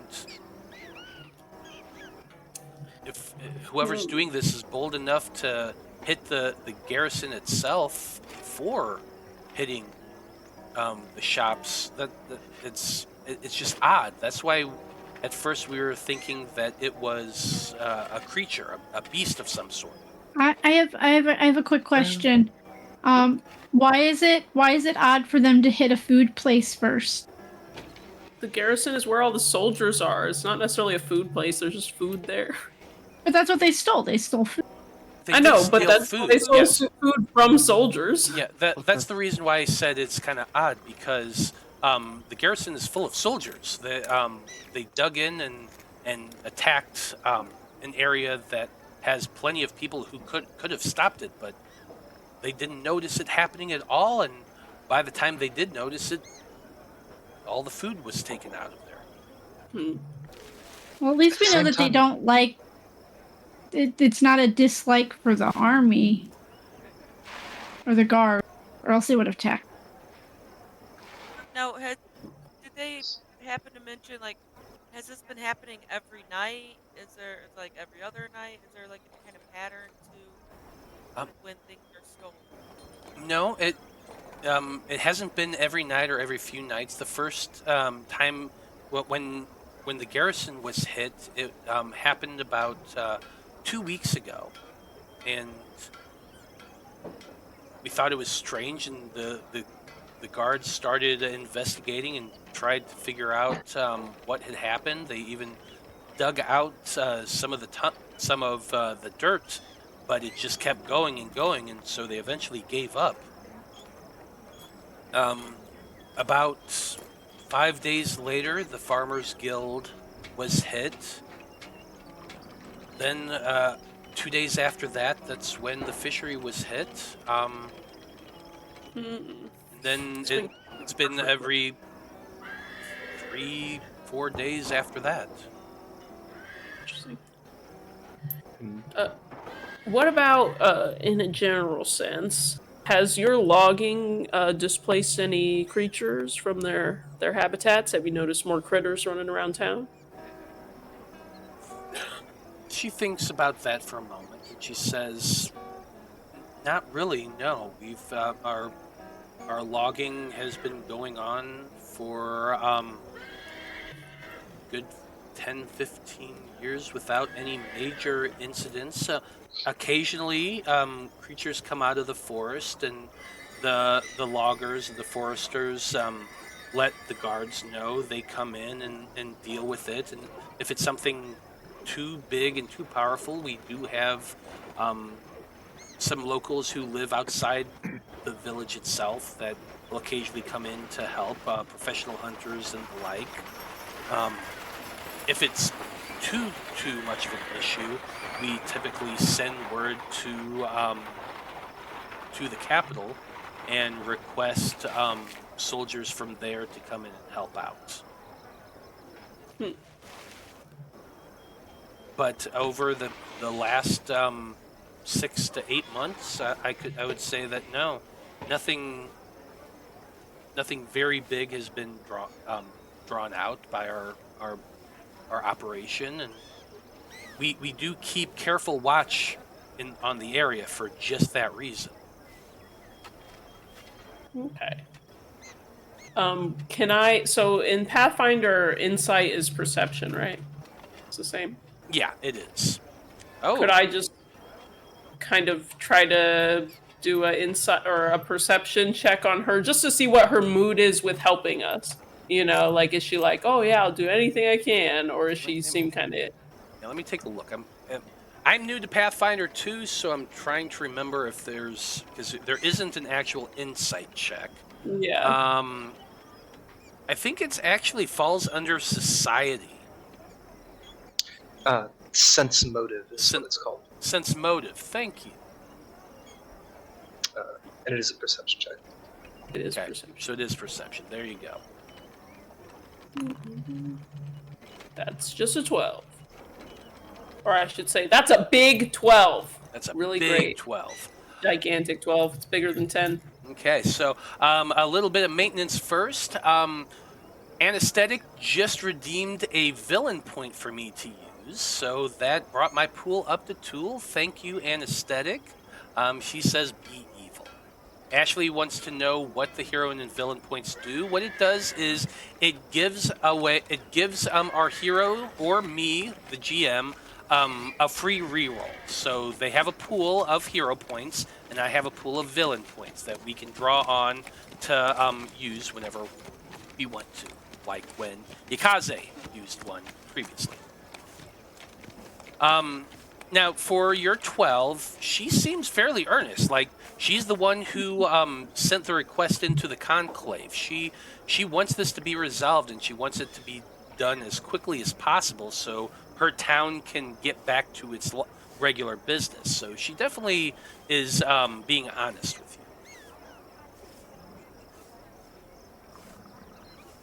Can I do a perception check of the room? Because, like, I know that Rin had mentioned, like, a lot of those items were for her that he had described that were taken. I'm very curious if she already has some in the office that she's at, or items that are similar to it. Okay. Yeah, you can make an perception check.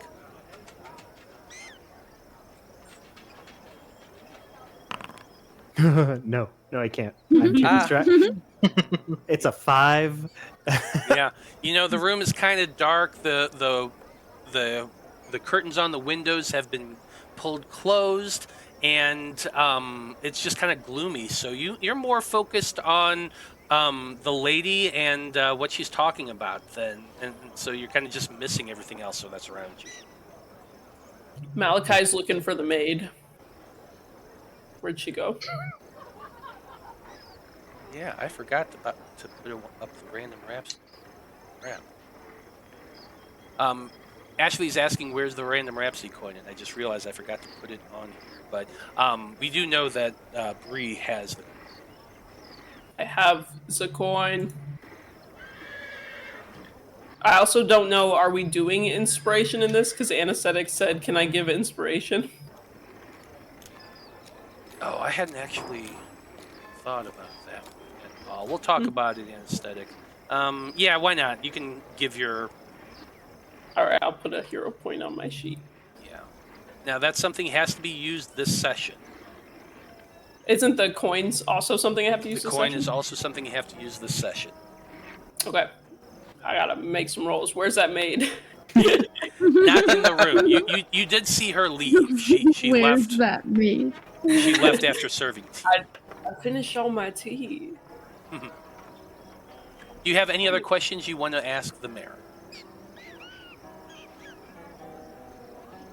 When was the last place attacked? I assume that would be in the dossier if we didn't already. Yeah, it was right? Blades for Glades. That was the last place that was attacked. And that's the armor, or the blacksmith. Yeah, And like how many days ago though? That was right beforehand, so that was 3 days ago. No, they're about due for another hit. No, sorry, 5 days ago. It was 5 days ago when that happened. Damn.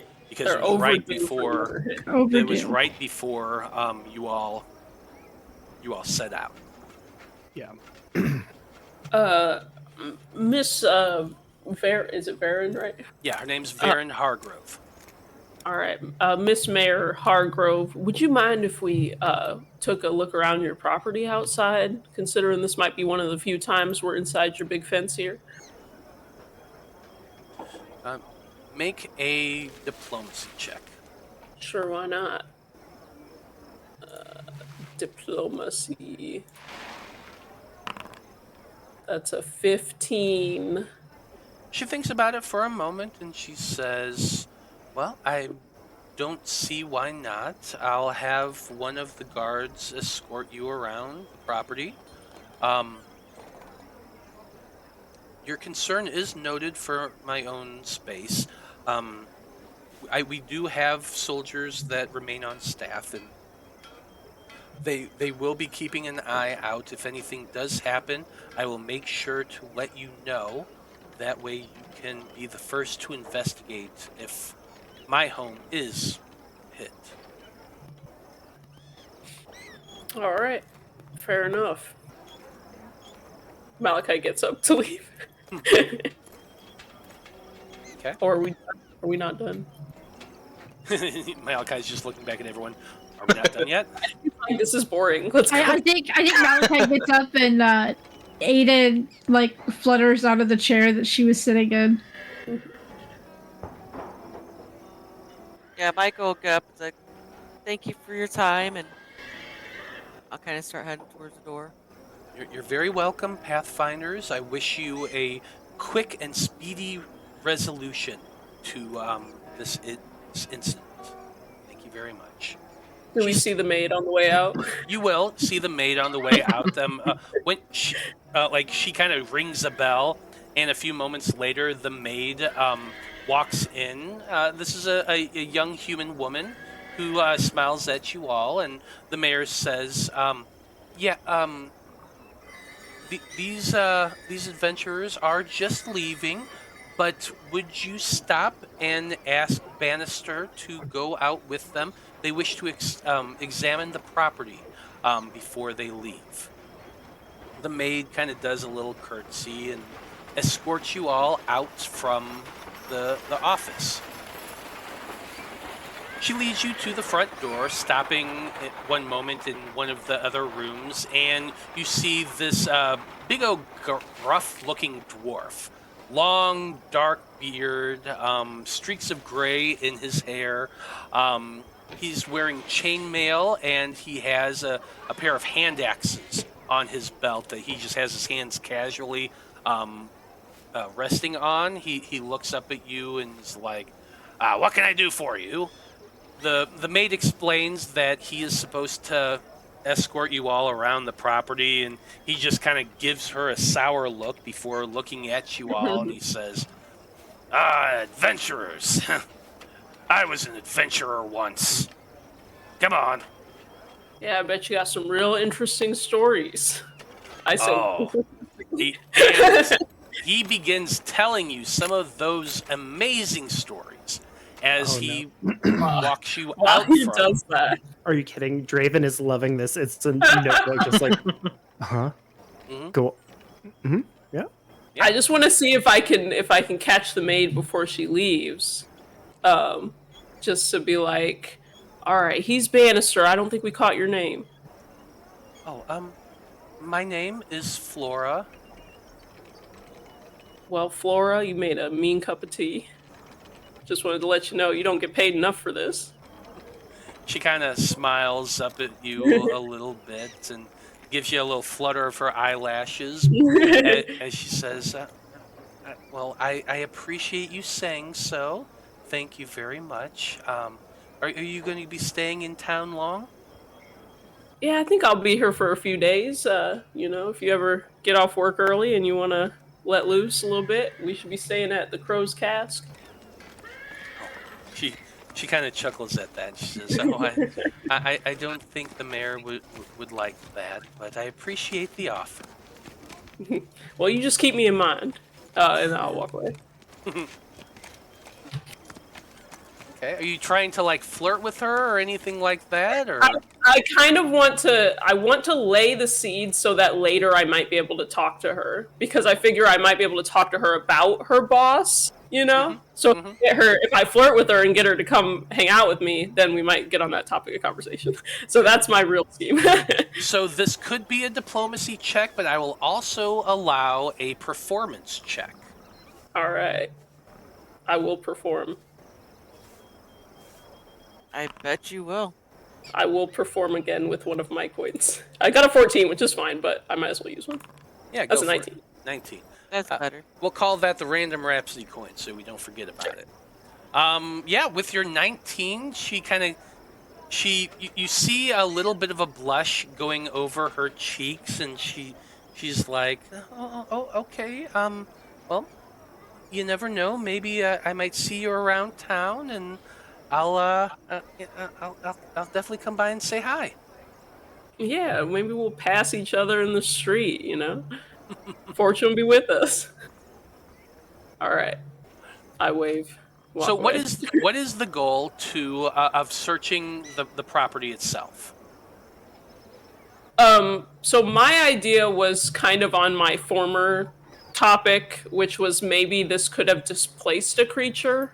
Mm-hmm. So if we check the property just for anything weird, I don't know if we'll ever get back on this property again. So, Okay. or So we this- can also do logging stuff too.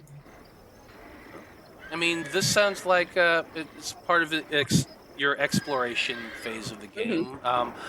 This is going to be I'm going to say this is probably going to be a survival check. I don't care really who does the check, but you're working together as a group. So the way helping works in Pathfinder is a little bit differently. If someone wants to help a person doing that, or if you're working together as a group, the person who is wanting to help will roll that same check, and if they can beat a DC of 20, then you can add a plus. I think it's a +2 to the actual roll. Damn, DC 20. And can only one person do that, I imagine? Only one person can help? Yeah, one person can help, and one person is going to make the actual roll. What if the one person fails on their help roll? Then can somebody else try? No. Okay. Well, I only have I a plus won't- survival. I got +1 in survival, so I will not help either. I'll give encouragement. Yeah, who's got I the really best believe in survival? everybody else.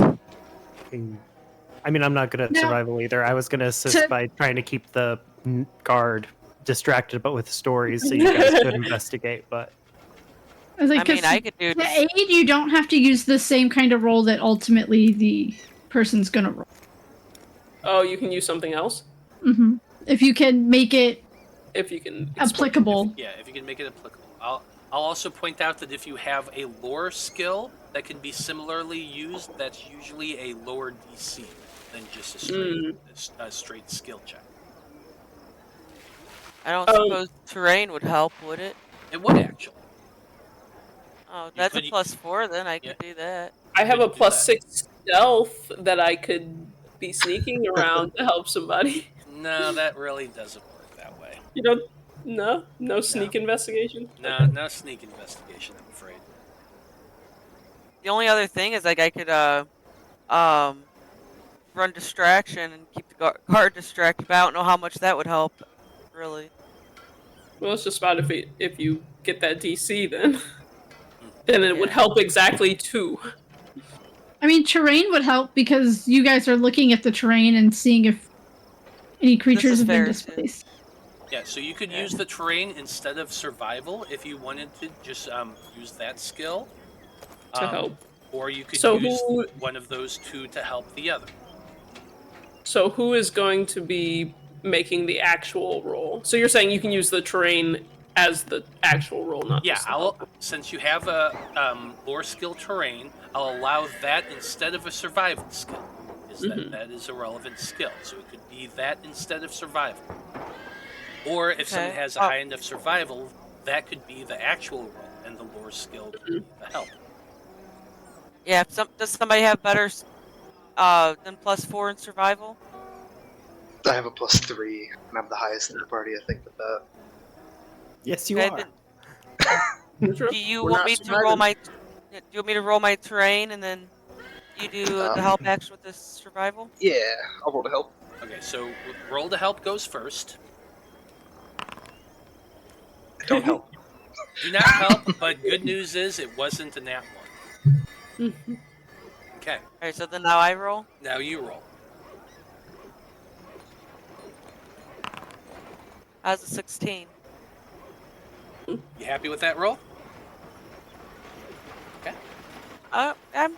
Yeah, 16's good. Okay. With your 16, you're examining the grounds outside of the manor house, and you spend a good hour walking around the property with the guard, Bannister, who's kind of spending his time talking about his days as an adventurer, and let's use the old trope, how he took an arrow to the knee. But as you're examining, you're looking for signs of creatures. You're looking for signs of like anything that might be displaced or is just like anything that could determine what sort of creature, if it's a creature, or whether or not the mayor's manor is being targeted. By the end of the hour, once you make it back to the gate, you find yourselves feeling a little disappointed, but you don't see any signs of any creature movement or anything like that that would stand out as out of the ordinary. There are like some things that you do find. You see like some tracks of like dogs and people's boots moving back and forth from the water wheel to the manor house to the flume and back again. Unfortunately, you don't find anything that really gives you a good indication that this area is going to be hit or anything like that. You don't see any signs that like a creature has been nearby or burrowing or anything like that. So nothing that really gives you any indication that either this place has been doing anything or has any clear signs of being prepared for target. Okay. Well, we can mark that one off the list, I suppose.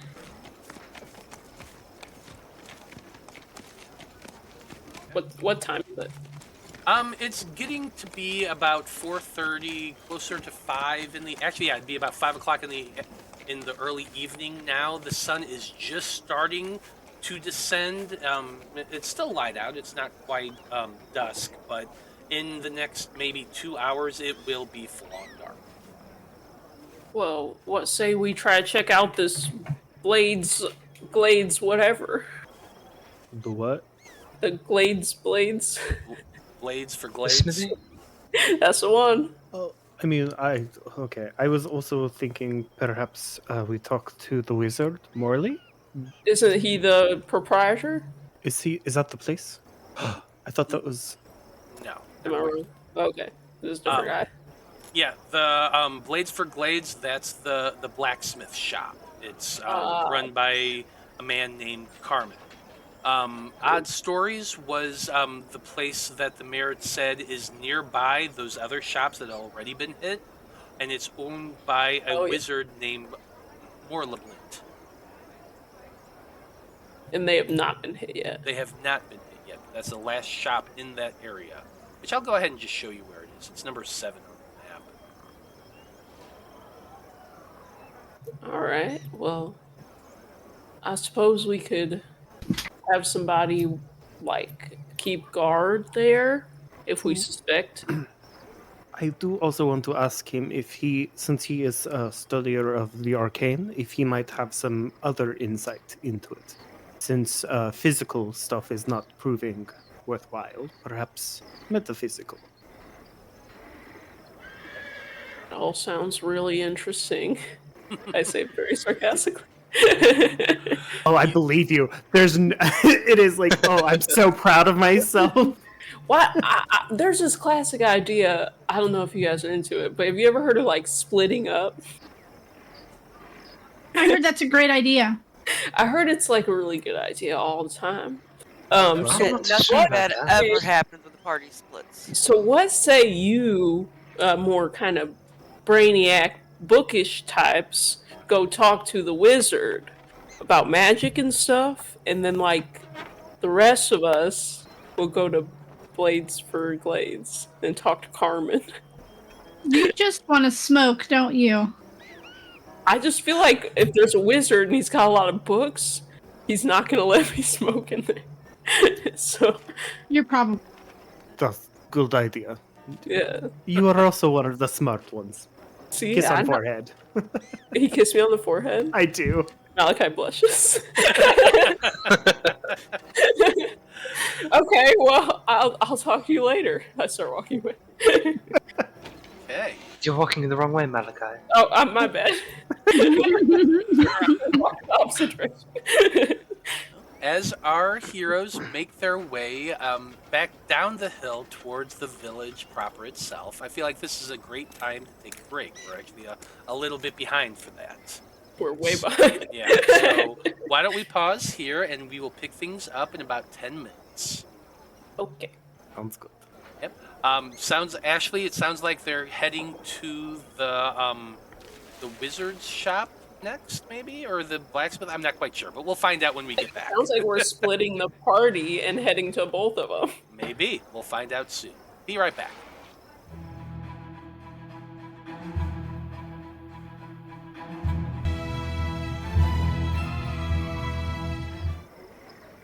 Howdy, everybody. We are back. And when we last left off, our Pathfinders were heading away from Mayor Hardgrove's manor back into the city, where it sounded like they were planning on splitting the party to go check out a couple different locations. That always goes well on Random Rhapsody. I'm sure this time it'll be fine too. So who's going where? I'm going to Blades for Glades. Blades for Glades. Okay. Whatever it I think is. I'll go with Malachi. Can't hear you, Maiko. Can you hear me now? Check your microphone levels.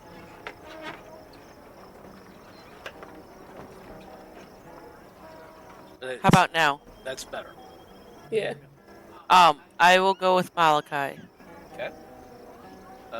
I'll just go around the table. Draven, how about you? I'm gonna hit up Odd Stories. Odd Stories. Aeden. I'm also gonna go to Odd Story. Yaekaze. I'm gonna join the two of them and go talk to the wizard. Okay. Ooh. 3 to the wizard, Me, 2 the wizard. to the blacksmith. One person roll a d4. 1 and 2, we're going to go to the blacksmith first. 3 and 4, we're going to go to the wizard. Yeah, somebody did. Thank you. That's a 3. 3. So our scene turns as our two groups begin to split off and head in their various directions. We follow Aeden, Draven, and Yaekaze as they make their way towards, let's see. It's an interesting little shop that you see.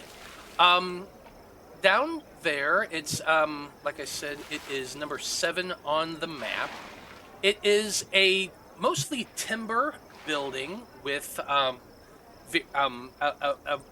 roof that looks like it's made up entirely of moss. It has like that hanging moss coming off of the sides of it as well. There's a large brick chimney in the back that seems to be puffing this large amount of purple and green smoke. And the shop itself has a single door on the front with a half-moon shaped window showing a brightly lit interior, wall-to-wall, covered in books. As you open the door, you hear a faint chinkling of a chime to announce your presence. But when you look up at the door frame itself as you pass through, you notice that there isn't a bell hanging from it at all. Just a chime goes off. You see an interior that is lined with books. They are all over the place, and we all watch as Draven pulls this guitar out from the case and begins just fingering the strings a little bit, apparently.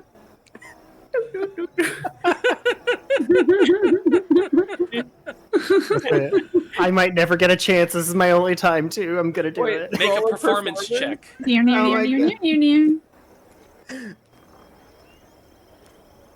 Oh Jesus! All right. If you start to get good, I might make us a band. He's gifted. He's naturally gifted. Yeah, you know, Draven, with that 20, you watched Malachi finger some strings a little bit over that 4-day journey because, you know, you had to stop and camp every so often. And I'm sure Malachi played. Yeah, I sang some trail songs. Mm-hmm. And so you like you're like, okay, he had his fingers here and here and here. He strummed like this, and everybody, the Aeden, Yaekaze, you're kind of surprised to hear Draven actually pump a few chords of Freebird out. Apparently. I'm half tempted to ask you to sing for us. As you're strumming, you hear this voice call out, "Oh, that's I want to." Oh, that's just my favorite song of all time. Welcome, welcome, come on in. And you see this stooped over little man with a long ass beard.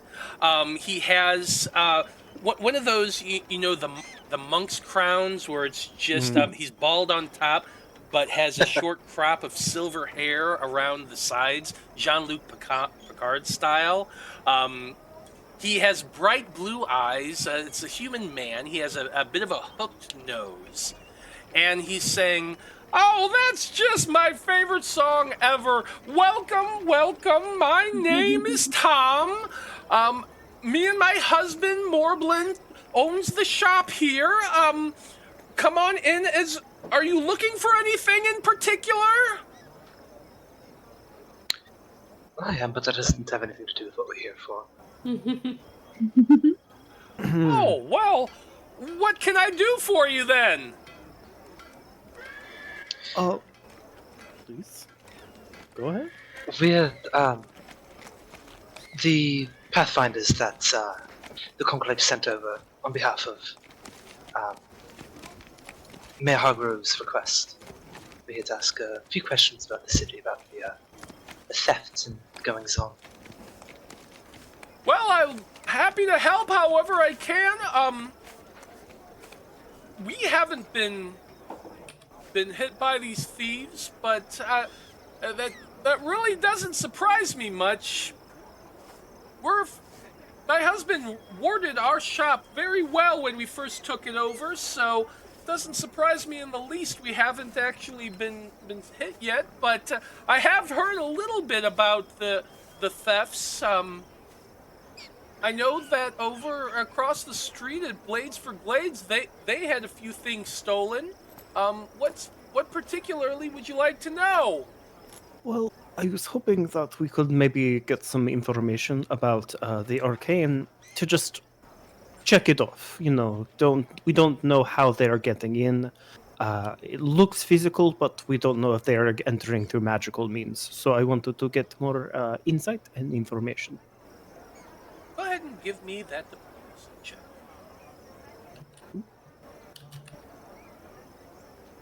Hmm. 11. He tells you that, well, I'd be happy to help however I can, but I'm afraid I don't know a whole lot. My husband, he's the wizard. He's more fluent in these sort of things than I am, but he's not here at the moment. Oh, and where might he be? Or is there a better time? He is actually on a house call right now. He should be back by tomorrow morning, I should say. House call. Interesting.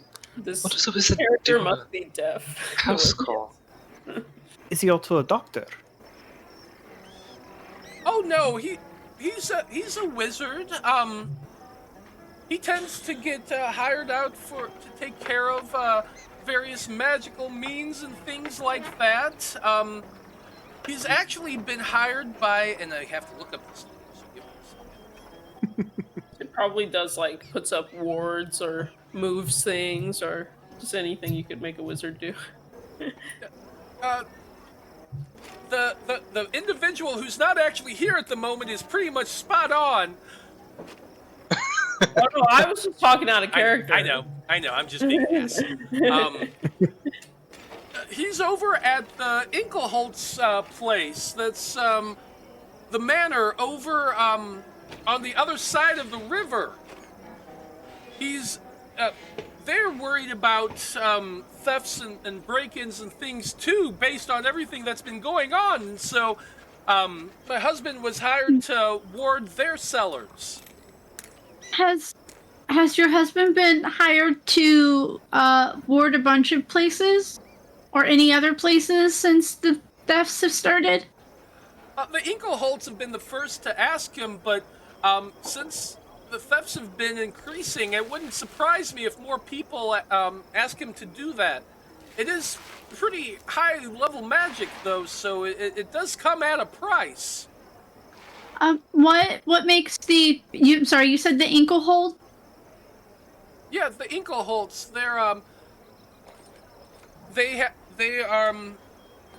they own a stake in the lumber company. They are in charge of shipping and receiving as well. So they are a very wealthy family. And if you actually go outside the shop and look down the street towards the river, on the other side of it, that's their manor over there. I'll go ahead and show you. So they're afraid that, like, their wealth is going to get stolen. Yes, that's correct. Interesting.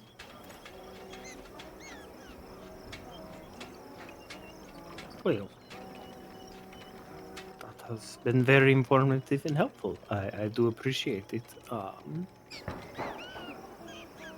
But while we're here, I suppose, what kind of things do you sell in your shop? It would be rude for me not to learn and ask and get to know you.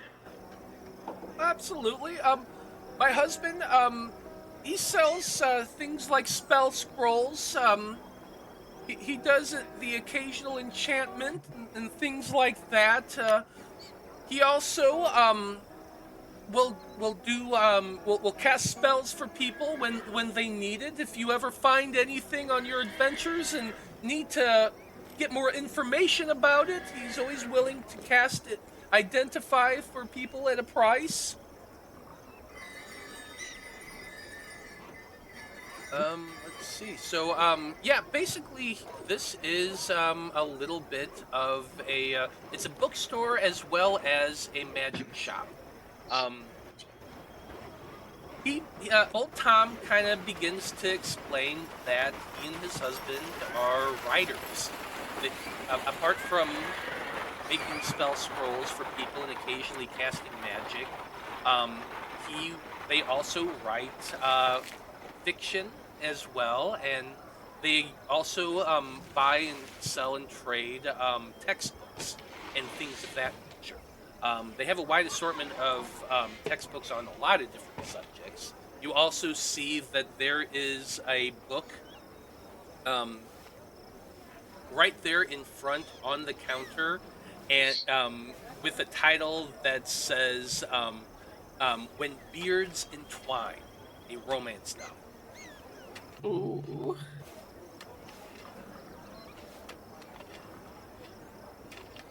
And Did you write this one? And I point to the book on the counter. The romance book. Yeah, he points to the name on it, and it does say by Tom and Morlablint Kratz. How much for this one? He kind of looks you up and down, and he says, "Well, seeing as you are adventurers and are here to help the town, I'm willing to give you a discount, and say for 3 silver pieces." Damn. You got it, dude. I was about to just like slap my coins down. Yes. The book is almost like, how tall are you? You're like I'm about 2.5 feet tall. 2.5 feet tall, so this book is like half of your size. He holds it out to you and he says, "Sorry, if my husband were here, I'd have him shrink it down for you or something, but I can't really do that. Maybe one of your friends can carry it for you." Strap it on the back. We'll put it by the guitar on the coffin. You're like a pack mule. I want to be a turtle by the time this adventure's done. Please hold it. Aeden flutters up and puts the book between the coffin and the guitar. One day I'll make you fly. You can put down you have one book, When Beards Entwine. It's exactly what you expect it to be. Love it. Is it saucy dwarven romance? Have you ever read a Chuck Tingle book? It's kind of like that. Yeah, that's what I've been figuring. It's like that, but it's like 2 male dwarves falling in love with each other. More or less, yeah. Nice. You get the sense that it's just basically a telling of how the two of them met, but with fictional characters. Absolutely. And a lot more smut. Fictional characters. Fiction. Yeah. And yeah, it is pretty graphic. However, he does tell you that he'll also, that when his husband gets back, he does cast spells for people. A first level spell costs 3 gold, and a second level spell costs 7. He is a wizard, so they are arcane spells. But he will absolutely, if wizards come by and want to learn spells, he will sell spells to them. If anyone who can use arcane spells wants to buy spell scrolls, they will sell them. They will sell first and second level arcane spells. Cool.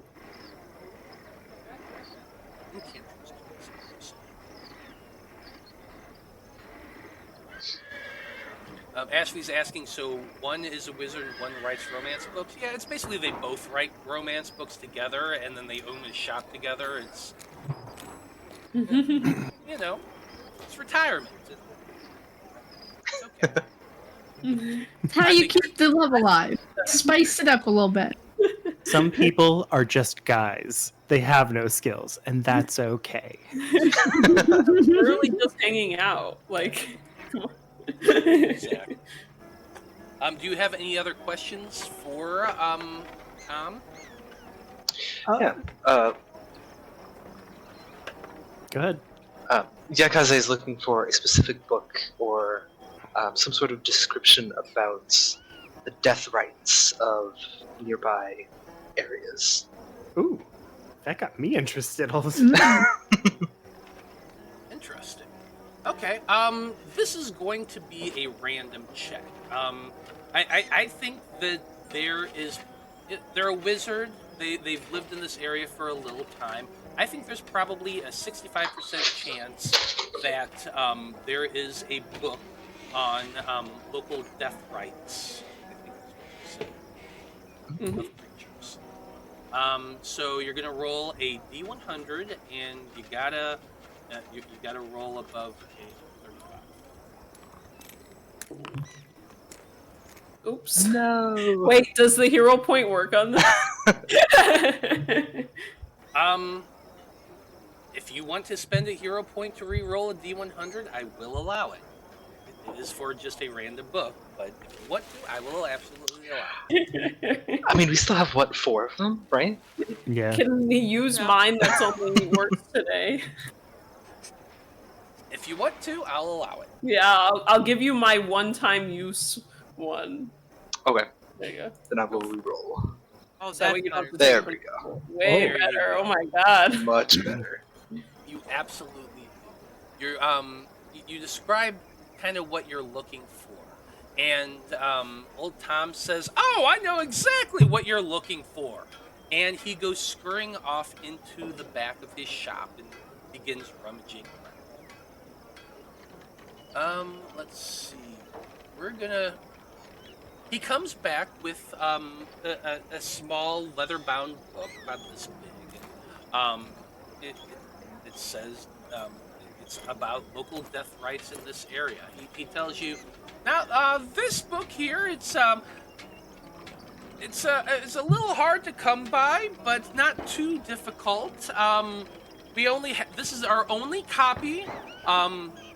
It's not too expensive. It would only run you about 2 gold pieces. Jesus Christ. That is unfortunate. I didn't come prepared for It's fine. such purchases. I will lay down the 2 gold. Oh, I man. will put 1 down, and I because I have 1 gold, and that's it. Absolutely. You each put down a gold piece. This is a pricey book. It's not like 5th edition where gold is super prevalent. It's a pricey book. It's large, it's thick, it has a lot of information on it. I'm going to let you decide the name of this. What is this book called? Oh gosh. Make it epic. This is gonna be really vital. Really the vital. Christian Bible.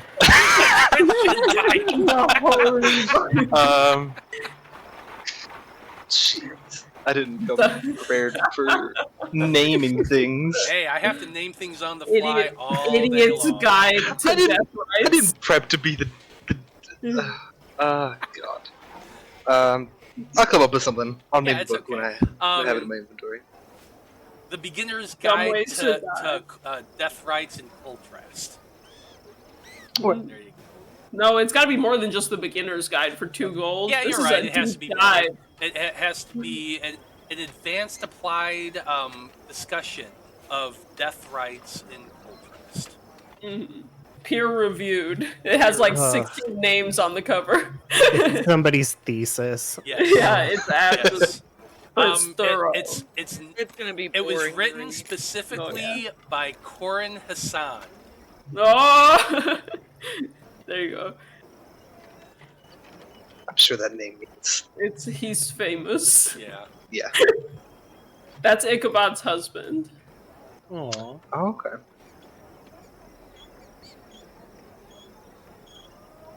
As you're picking up this book and begin leafing through its pages, like it's gorgeous. This is Gutenberg style of like pictures and diagrams and calligraphy. It is a well done book. You never know; it might actually come in handy. As that's going on, we turn our attention to Maiko and Malachi, who are just stepping into a large open walled structure that is a blacksmith. Yeah. You know, three walls and a door that's completely open, just a big open wall with a guy standing in front of the furnace. Let me see here. I gotta pull out my.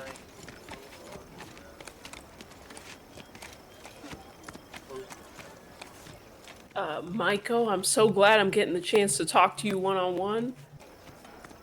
Ever since we were in the stagecoach and you kind of mentioned some things, I just want you to know I'm cool with it.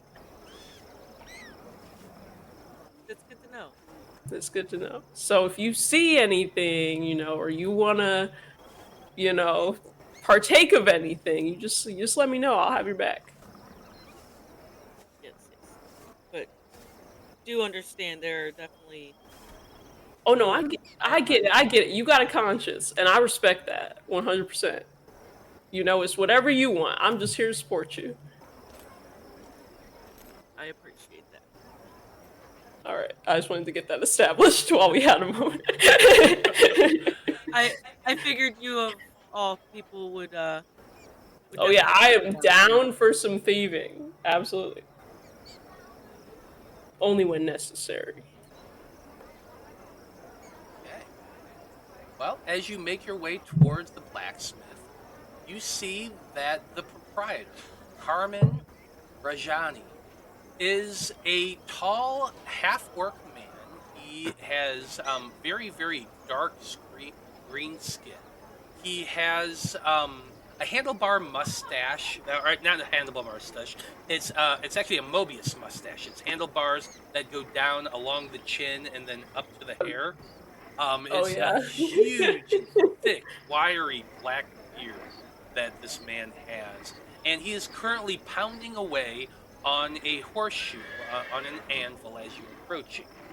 You can't help but marvel for a moment at this dude's gigantic, rippling muscles as he pounds this piece of metal down, and eventually turns and places it in a barrel of water as you all walk towards it. The man gives you a big, toothy grin. He has very large tusks that come out from his lower jaw. And he says, "Welcome for Blades for Glades. I assume you're not here for a wood axe. You also seem fairly well armed. How can I help?" Well, that is a couple of astute observations. But we're actually from the Conclave, here investigating some strange happenings going on in your basements, I hear. So you're the ones that the Conclave sent. Yep, just us. It's the two of us. Just the two of us. Just the two. Yeah, Well, for now. I'll make sure to hold my breath on getting my stuff back. Mm-hmm. Well, Okay, they'll be. We'll get it back for you. We assure you. yeah, and it would help if you would share with us, like, any information that you have, or let us see where they broke in if you haven't cleaned it up too much. He sets his hammer down and he looks back and yells, "Billy, come here!" Billy? A younger man of orcish descent, but obviously a little more human in his lineage than the man before you. He comes running up and says, "What is it, Pa?" "Watch the shop. I'm going to be showing these Pathfinders here where the break-in was. The kid kind of says, "Okay, sure," and sits down on the anvil as the half-orc motions for you all to follow. He leads you back towards the back side of this building, and you notice that behind it there is a secondary structure that is obviously their home.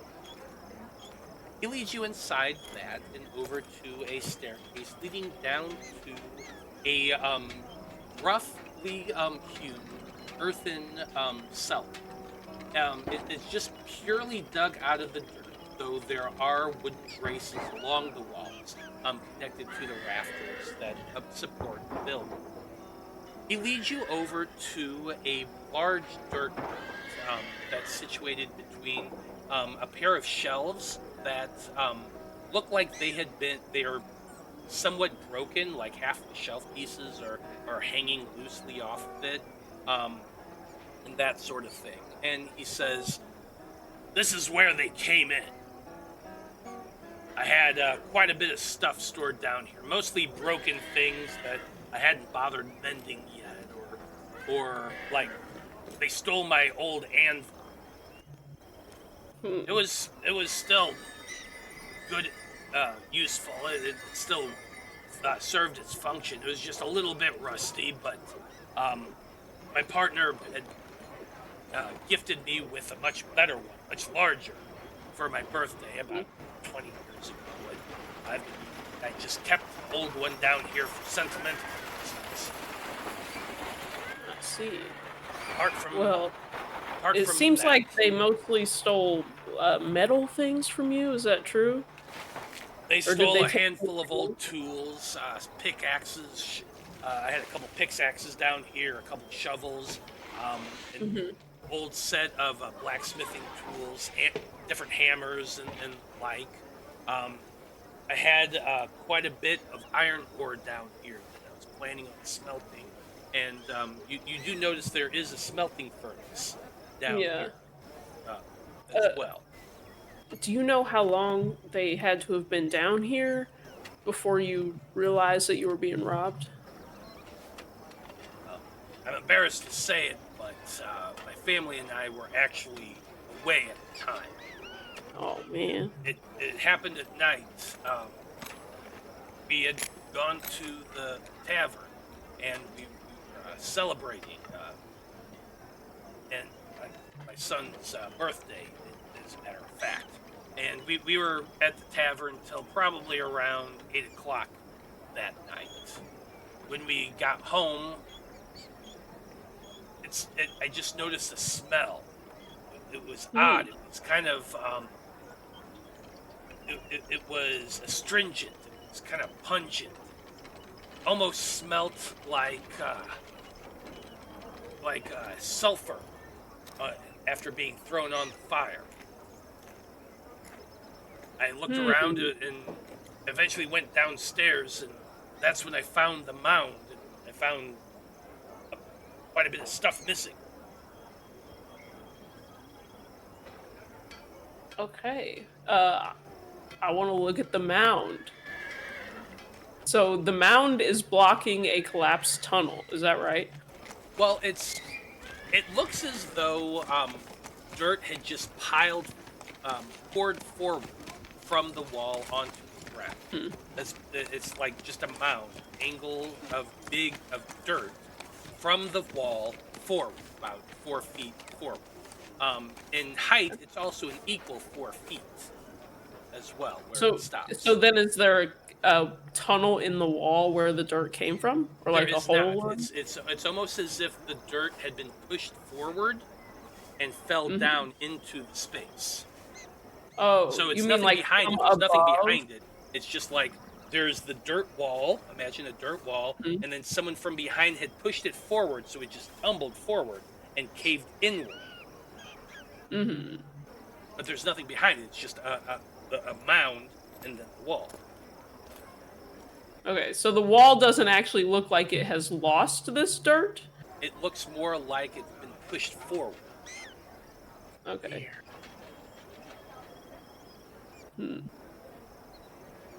Yeah, I was gonna ask if anybody happened to see anything, but they're gone.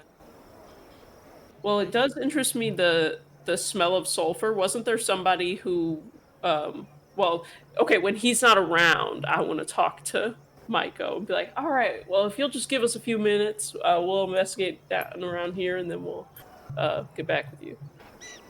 Yeah, See I if do kind of those- want to look those around ways. and see if there's anything like footprints, like that don't look like they belong. Perhaps like a bit of fur or feather, to indicate between the Mhm. Yeah. anything that just seems out of place. So just to do the search, it's a perception check, not too complicated. If you're trying to convince this guy to leave you alone down in his home, that's going to be a persuasion check. I just want him to give us some space Or diplomacy. so that I can talk to my accomplice here. So I guess, do you want to do the perception? I have a +7. You do it because I got +6. Okay, well then you can convince this guy of whatever if you want. But Well, I mean, he's willing to step back and let you Okay. all work. He's not doing that, but he's going to stand there and watch. He's not just going to be Yeah, I mean, I feel like we could bet. only got a 10. With my +7, I got a 10. Yeah, you look around the area. You have more hero points. Is this okay? Sure. I haven't used one yet. Go for it. All right, here we're trying again. 14, barely better. It's better. It's still a little bit better. This is what you find as you're searching around the area. You kind of get down and you're examining around the base of this mound. And there is something that strikes you as odd, like just sticking out from the mound. Barely perceptible, but it is there. Some lines of scratches. It's like almost like claw marks. 4 points drug back towards where the mound is. Then the mound is like covered up. And then you start looking more, and a little bit more above that, a few more claw marks in the dirt on the ground. 4 lines, again, about 1/4 of an inch deep into the dirt, but clearly there, and leaving about an inch long gash in the dirt. And then another spot, a little bit forward of that. 4 individual marks clawing forward into the dirt, leaving about an 1.5 inch line. I want to lean over to Maiko and be like, didn't somebody mention that there's like a half like demon folk in this town? I think the bartender said something. I do believe I recall hearing something of was it Devilkin? Yeah, Devilkin, that's the word. So maybe we should talk to Megaloy and figure out who that is, because I'm like, sulfur, some claw marks here. I want to kick over the big pile of dirt and just see if there's anything in it. I mean, it's a 4-foot tall mound of dirt leaning against a wall. You kick at some of it and kick a little bit away, but if you're going to try to like dig at it, it's going to take some time and some effort. But it's like a mound of loose dirt. So I can't like... Dirt? I never said it's loose dirt. Well, okay, I'm imagining like a pile. Like, so is this a packed down mound of dirt then? It is actually pretty tight. Like, you could absolutely excavate. I'm not saying you can't. I'm saying that it would require some tools and some effort to dig it beyond like kicking a little bit of away. Hey, I was just imagining kind of like loose dirt, so I was like sand. But anyway, Carmen, have you tried like, I don't know, sticking a sharp object into this big pile of dirt? Like a 10-foot pole, perhaps? Yeah, like a big pole or like a glaive or a spear or something. You know, just like it's a pile of dirt covering up some claw marks. Have we looked inside of it? Claw marks? walks over and kind of looks at it. You show him the claw mark. Use your big eyes. Well, I certainly haven't tried to dig it all out. He grabs a pickaxe. Yeah, he's a big guy. He can do it. Upstairs. He goes upstairs, comes back down with a pickaxe, and gives a nice hearty I'm gonna swing. step back. I'm gonna step as far back as I can, just in case. It is dense work. He hacks at it and pulls a little bit out. He does it a little bit more. He kind of looks back and he says, "It is pretty thick. It's almost like digging through the ground itself." Huh. I see. Well, it's up to you if you want to dig through it. I just know if it was in my house, I wouldn't leave a mystery depositor. Well, that's why I've been keeping weapons nearby since it happened. At the garrison. The garrison was the first place that was hit, and the guards there did start to try to excavate their hole or their mound, and they kept digging and digging. Got it probably a good 5-6 feet into the wall there, into the dirt, but didn't find anything. So they gave it up and resealed the hole. Interesting. All right. Well, I look at Maiko. You got anything else you want to look at? No, I don't think so. Because I mean this is definitely confusing. Yeah. Well, you've given us some interesting stuff to work with, Carmen. We'll let you know if there's any developments in your case. Maybe this will help shed some light on what's going on. Yeah, shed some light on the investigation. I don't know why we're talking like that. Professional. The blacksmith leads you back up out of his cellar and outside once again. Probably about the same time, the rest of your friends are making their way out from the bookshop, which allows you all to regroup once again out in the street. Malachi lights a cigarette. And then I talk over the cigarette. Alright, so we just saw the blacksmith, and let me tell you, it was eye-opening. Bust this whole case wide open. Shall we maybe We just get read comfortable in erotica. our rooms real quick? Maiko. So eager.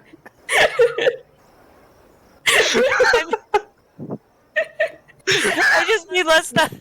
We probably shouldn't, just talk about it out in the open. I don't know. I don't know. She has no respect for my performance I'm putting on here. No, I'm kidding. Yeah, we can do that. Whatever. What's up with you guys?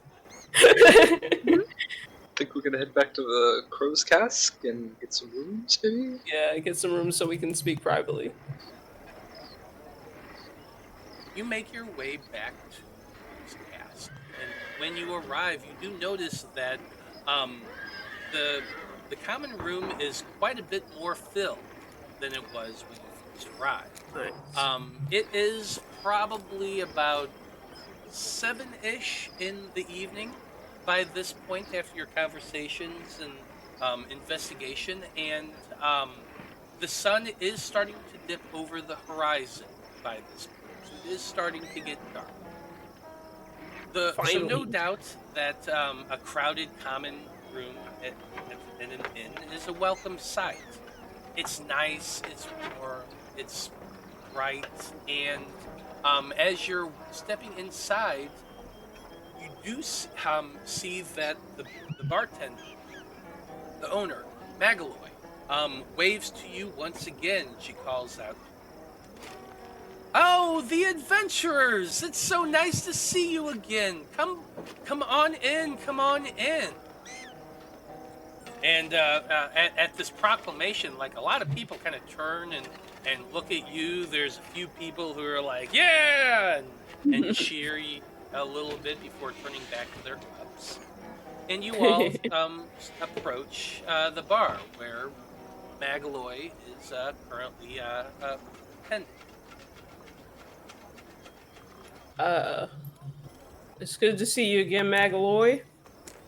We were just coming back from a long day of investigating, and our feet are weary and tired. And we thought maybe you could put us up. I do have a couple rooms available. She picks up a book and plops it down in front of you all, and she says, I have actually enough rooms that each of you could have your own, if you are so inclined. Or perhaps you might be sharing instead. She kind of looks at you all. I glance at my very light coin pouch and I go, we're actually just so comfortable with each other. It's like, it's no thing. We kind of prefer it to sleep next to each other. I mean, we did sleep together for like 2 months in this small, 2 months?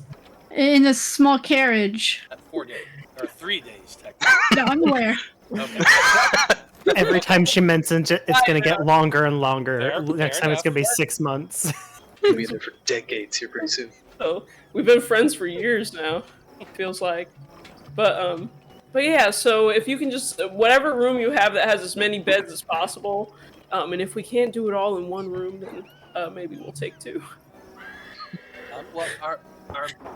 We do have two bedroom rooms available.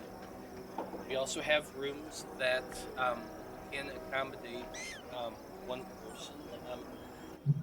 That's really about it. How many people do we have? We have 5. Well, Aeden's real tiny. She doesn't even need a whole bed, you know. Aeden I can always box form if necessary. Mm-hmm. Aeden will probably just sleep on the coffin shield. I look around at everybody. I'm reading her erotica. 1-2 bed, right? 1-2 bed. Like I said, I can box form and sleep in box form.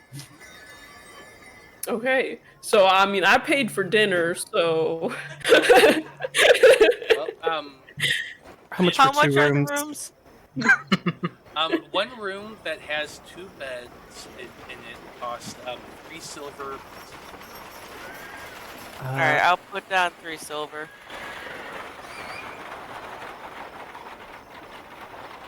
Alright. Does anybody else have another 3? Do we want 2 rooms or do we just want 1? I'm good with the 1. Yeah, same. I'm fine with the 1. Like I said, I'm just gonna sleep on a shield and read erotica. I'm going to turn to Malachi. I like to be little spoon. Draven. My God. Well, everybody told me that the wider world was not going to be like this, and it turns out it is exactly like this. I'm not complaining. Hey, Megaloid, didn't you mention something about somebody that you thought we should talk to? I think you said they were like half devilkin or something of the sorts. Oh, you mean the wizard, more on the Blight. That was the guy you guys were talking about too. Yeah. We met his husband. He's very lovely, but he is actually busy until tomorrow morning, so we can talk to him then. But today he seems preoccupied. Oh, you see, my friends are already on top of it. Ain't they just impressive? Casually looks at the book on my shield. Yes. All right. Yeah. Well, Oh, just wait. I have plans for that book. all right. Shall we head up to our room so we can... Yeah, I think we're gonna have an early night tonight. But maybe tomorrow I'll play you a song, Megaloy. And I wink at her. A bard, are you? Something. Do we want a picture of Ale brought up to the room? Yes. All right. And some honey and nuts. Aeden volunteered to pay for it, so let's just get it going. Okay, a pitcher of ale and some nuts. That's 1 silver and 2 copper pieces, and she says she'll absolutely bring that to the room for you all, and she gives you kind of a big, wide grin at that, like a knowing grin, as she says that. Oh no! It's nothing like that, man. Oh no! Of course not. Of course not. I understand. Let me show you to your room. And she heard me talk about going into fox form. That makes me feel better. We're getting real kinky in this. Yeah. And she calls over another guy to tend the bar, and she gets a key and walks your group up to one of the rooms. It's probably like the 3rd door down on the 2nd floor, and opens it up, and you see a small but comfortable bedroom that has 2 beds, a single chest of drawers, and a wash stand in one corner. A couple of chairs as well. You look at it and you're like, we can be comfortable. And she walks over and lights the candle that's on the dresser and says, I'll send up my daughter with your stuff in a little bit. So enjoy your room, and if you want anything else or want to just spend some time in the common room, you're absolutely welcome. Thank you. She hands you the key and makes her way back down the area. All right. The second the door is closed, I light another cigarette. And then I look at her. I open a window. Okay. Yaekaze sticks her nose out the window. All right. Listen, because I need the cigarette to gesture, Like, I gotta be holding it so I can talk. All right. So, we were at the blacksmith's, and I noticed that there were some claw marks on the ground. Like, 4 clawed little toes or something ripping into the ground. And also, the blacksmith said that he smelled sulfur. And what smells like sulfur? Demons. I rest my case. Malevolent is a devil. Devils. I rest my case.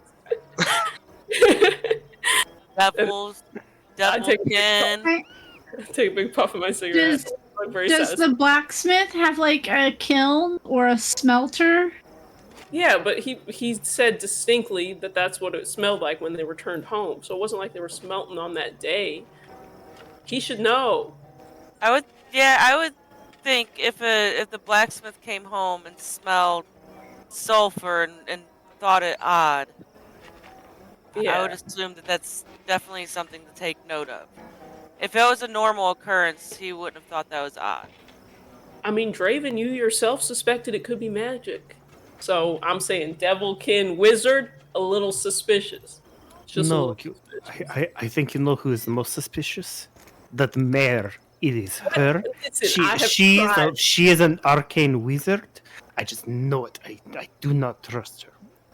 I haven't gotten the implication that she's untrustworthy, but I get where you're going. I understand. I feel it. If I ever get that sweet little maid to talk to me again, I'll ask her a question. People love talking about their boss. John, the player, can't raise his eyebrows, but I'm going to say Draven can, so I'm going to raise an eyebrow. I am going to clarify one thing. When I called them Devilkin, it was because Matt couldn't remember whether or not tieflings were in Pathfinder or not, but I was specifically talking about that type of ancestry. Okay. Wow. Wait, does that ruin this plan? I don't think. No, it doesn't ruin the plan. No. Yeah, I I'm don't think just so. being clear when he's not When like we imagine. he's not like a half devil or anything like that. I was specifically Okay. meaning he has an ancestry with demonic heritage of some type. Yeah, that's kind of what I Okay. took. I it just for. wanted to make sure, but I did Google it, and tiefling is an actual heritage in Pathfinder. So I'm just saying that when we see this here wizard, we look and see if he has only 4 toes. We can get better. We can learn more about him. We have his book. We could read about him. Oh, and see what kind of author he is. Why did you raise your yeah. eyebrows at me? I'm offended.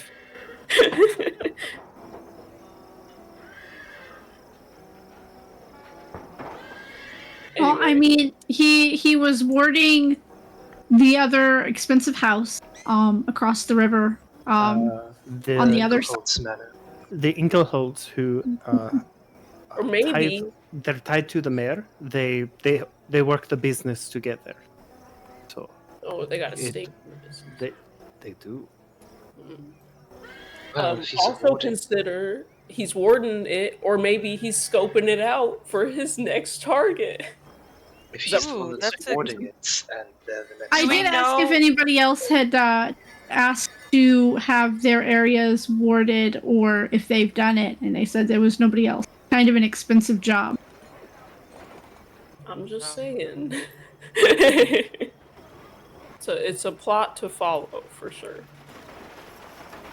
Great. Now, if y'all will excuse me, I need to write a letter. I'm gonna go write a letter. Just one letter. Which letter are you gonna write? I haven't decided yet. No, I'm kidding. I do have. I did buy a writing set. Okay. I would like to write a letter to my mommy. Because I love her and I miss her, and I want to say, "Hey, Mom, I'm on my adventure." You know, we just arrived in what's the town called? In Woodpine. Really nice, cute little town. Tell all my brothers and sisters I said I love you. Also, please send money.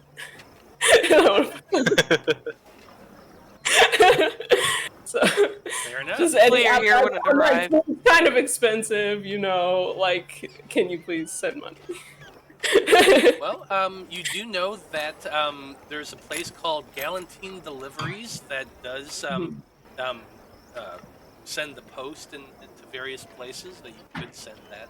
Okay, so first thing in the morning, or actually no, if I can do it tonight, I'll do it tonight, just to make sure the money gets here. Yeah, you absolutely could do that. It would, you could excuse yourself and head over there. They tend to keep Anybody later else got hours. anything you gotta send? You know, y'all don't write to your parents. I don't have parents. Oh, Me either. I oh. don't remember my parents. Wow. Jeez. So, Real downer. And the guy who raised me is dead. so basically, Wow. Malachi goes, "What? You all have parents, right?" And everyone just stares at Malachi Why go- like, Malachi's just a mama's. He's a real mama's boy, so I gotta check in on my mommy and let her know how I'm doing, and also maybe she'll send me some money. Well, I'm sorry to bring it up, guys. That's Anyway. fine. Must be It's nice to yeah. have parents. It's pretty sweet, I'll tell you. I forgot how many siblings I have. I think I have 7 siblings. 72.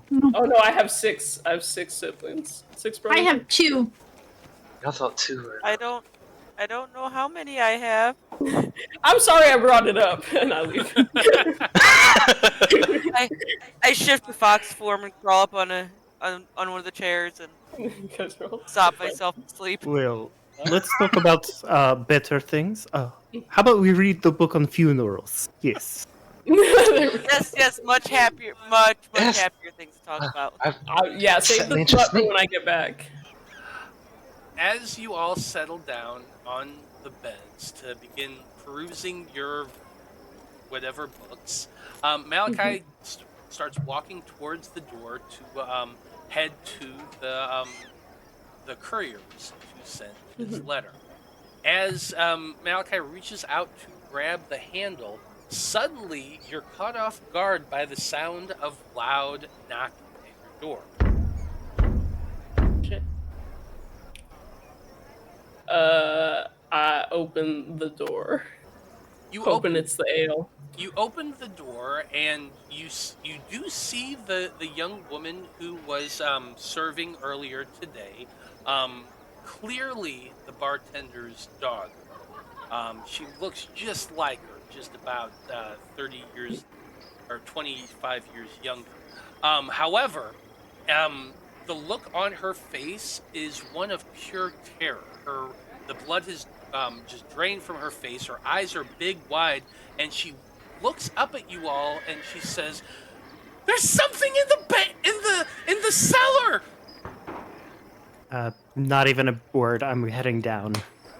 I'm like, Yaekaze is chasing after him. Same. And we leave our scene with all of our heroes rushing out the door down the stairs to see what it is that's going on. And that's where we're going to end the session. Go. So, Ooh. well done, everybody. I always love to start off a campaign with some great role play. Whenever we're not in combat, I'm going to award XP at the end of the game. I'll award XP right after battle, or whenever you're doing like a challenge or something, I'll award XP then. But if it's just for role playing, I'm going to be giving it at the end of the game. So for some really good role play, I'm going to say go ahead and add 40 experience points. Ooh. How? Okay, so if you look at your character sheet, on the top right-hand side, there is your level. It says level 1, it says 80 over 1,000. Just click on the 80 and you can change it. So you now have a total of 120 experience towards your 1,000. Are you sure we didn't actually get like 920 experience for this? I'm fairly certain, but good looking out. I appreciate that, so I won't deduct any experience from you today for asking. I mean, I'm just making sure you didn't misspeak. Yeah. Keep making sure. Nothing bad will happen. Don't worry. Well, thank you to everyone who watched this evening. We very much appreciate you tuning in and hanging out with us. If you're watching us on Twitch, make sure to hit the follow button or even subscribe if you want to help out and help us produce the shows that we're doing here. If you're enjoying it and really want to support us, you can always check us out on Patreon. We actually have one. And we're doing a little bit more with it in the 2024 season. So if you want to support the show and actually have some perks involved in it as well, you can check us out on patreon.com/randomrhapsody. Other than that, we're going to go ahead and go around the table as usual and have everyone tell us who they are and where we can find you on the internet. We always start with whoever did the recap, so that is Brie. Brie, tell us who you are and where we can find you. Hi, I'm Brie. You can find me at Pink Chic Geek Art on Instagram. That's where I post my art, or you can find me here. Sometimes I stream on Twitch as well. It's at Pink Chic Geek. Very casual, super cash. Other than that, I want to plug talking to your friends. That's always a good thing to plug. Do it. Okay, Crimson, you're up next. I'm Crimson. You can find me here every other Monday for this game. Then not pretty much anywhere else. Hey, but that's okay too. Do you want to Dyto, plug you're next.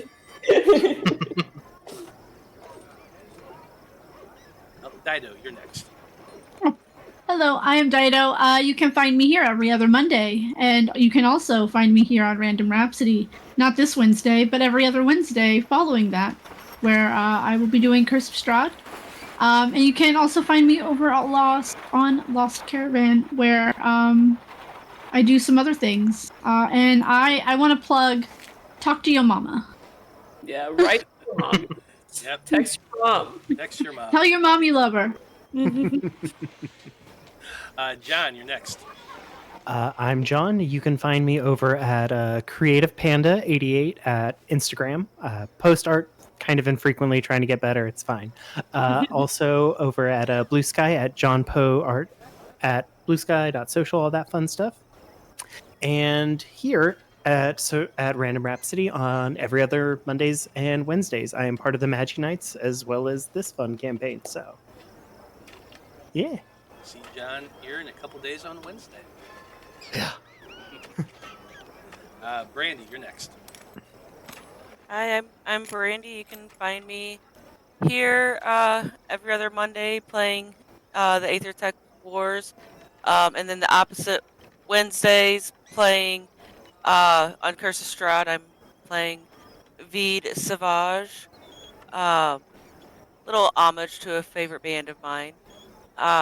You can also find me on all the socials as at RiverDragon82. That's River with a Y. Mostly post stuff about my poodle pup, but sometimes other stuff. But that's about it. Right on. Well, as always, I am Matthew R. Dawson, your friendly neighborhood host and game master here on the Random Rhapsody Network. Other than this, you're going to find me over on All on the Table. It's TTRPG content, a couple Saturdays here and there. At the end of the month, you'll also find me over on Lost Caravan. That's going to be on the 28th, where we're going to be playing Pathfinder again. So it's going to be a lot of fun. Love playing Pathfinder. Well, on behalf of everyone here in the Random Rhapsody crew and everyone involved in this game, I just want to say thank you, folks. It's been a delight. So long. Good luck. And until next time, don't forget to fight the machine. Good night. And text your mom. And don't forget to text your mom. Call your mom.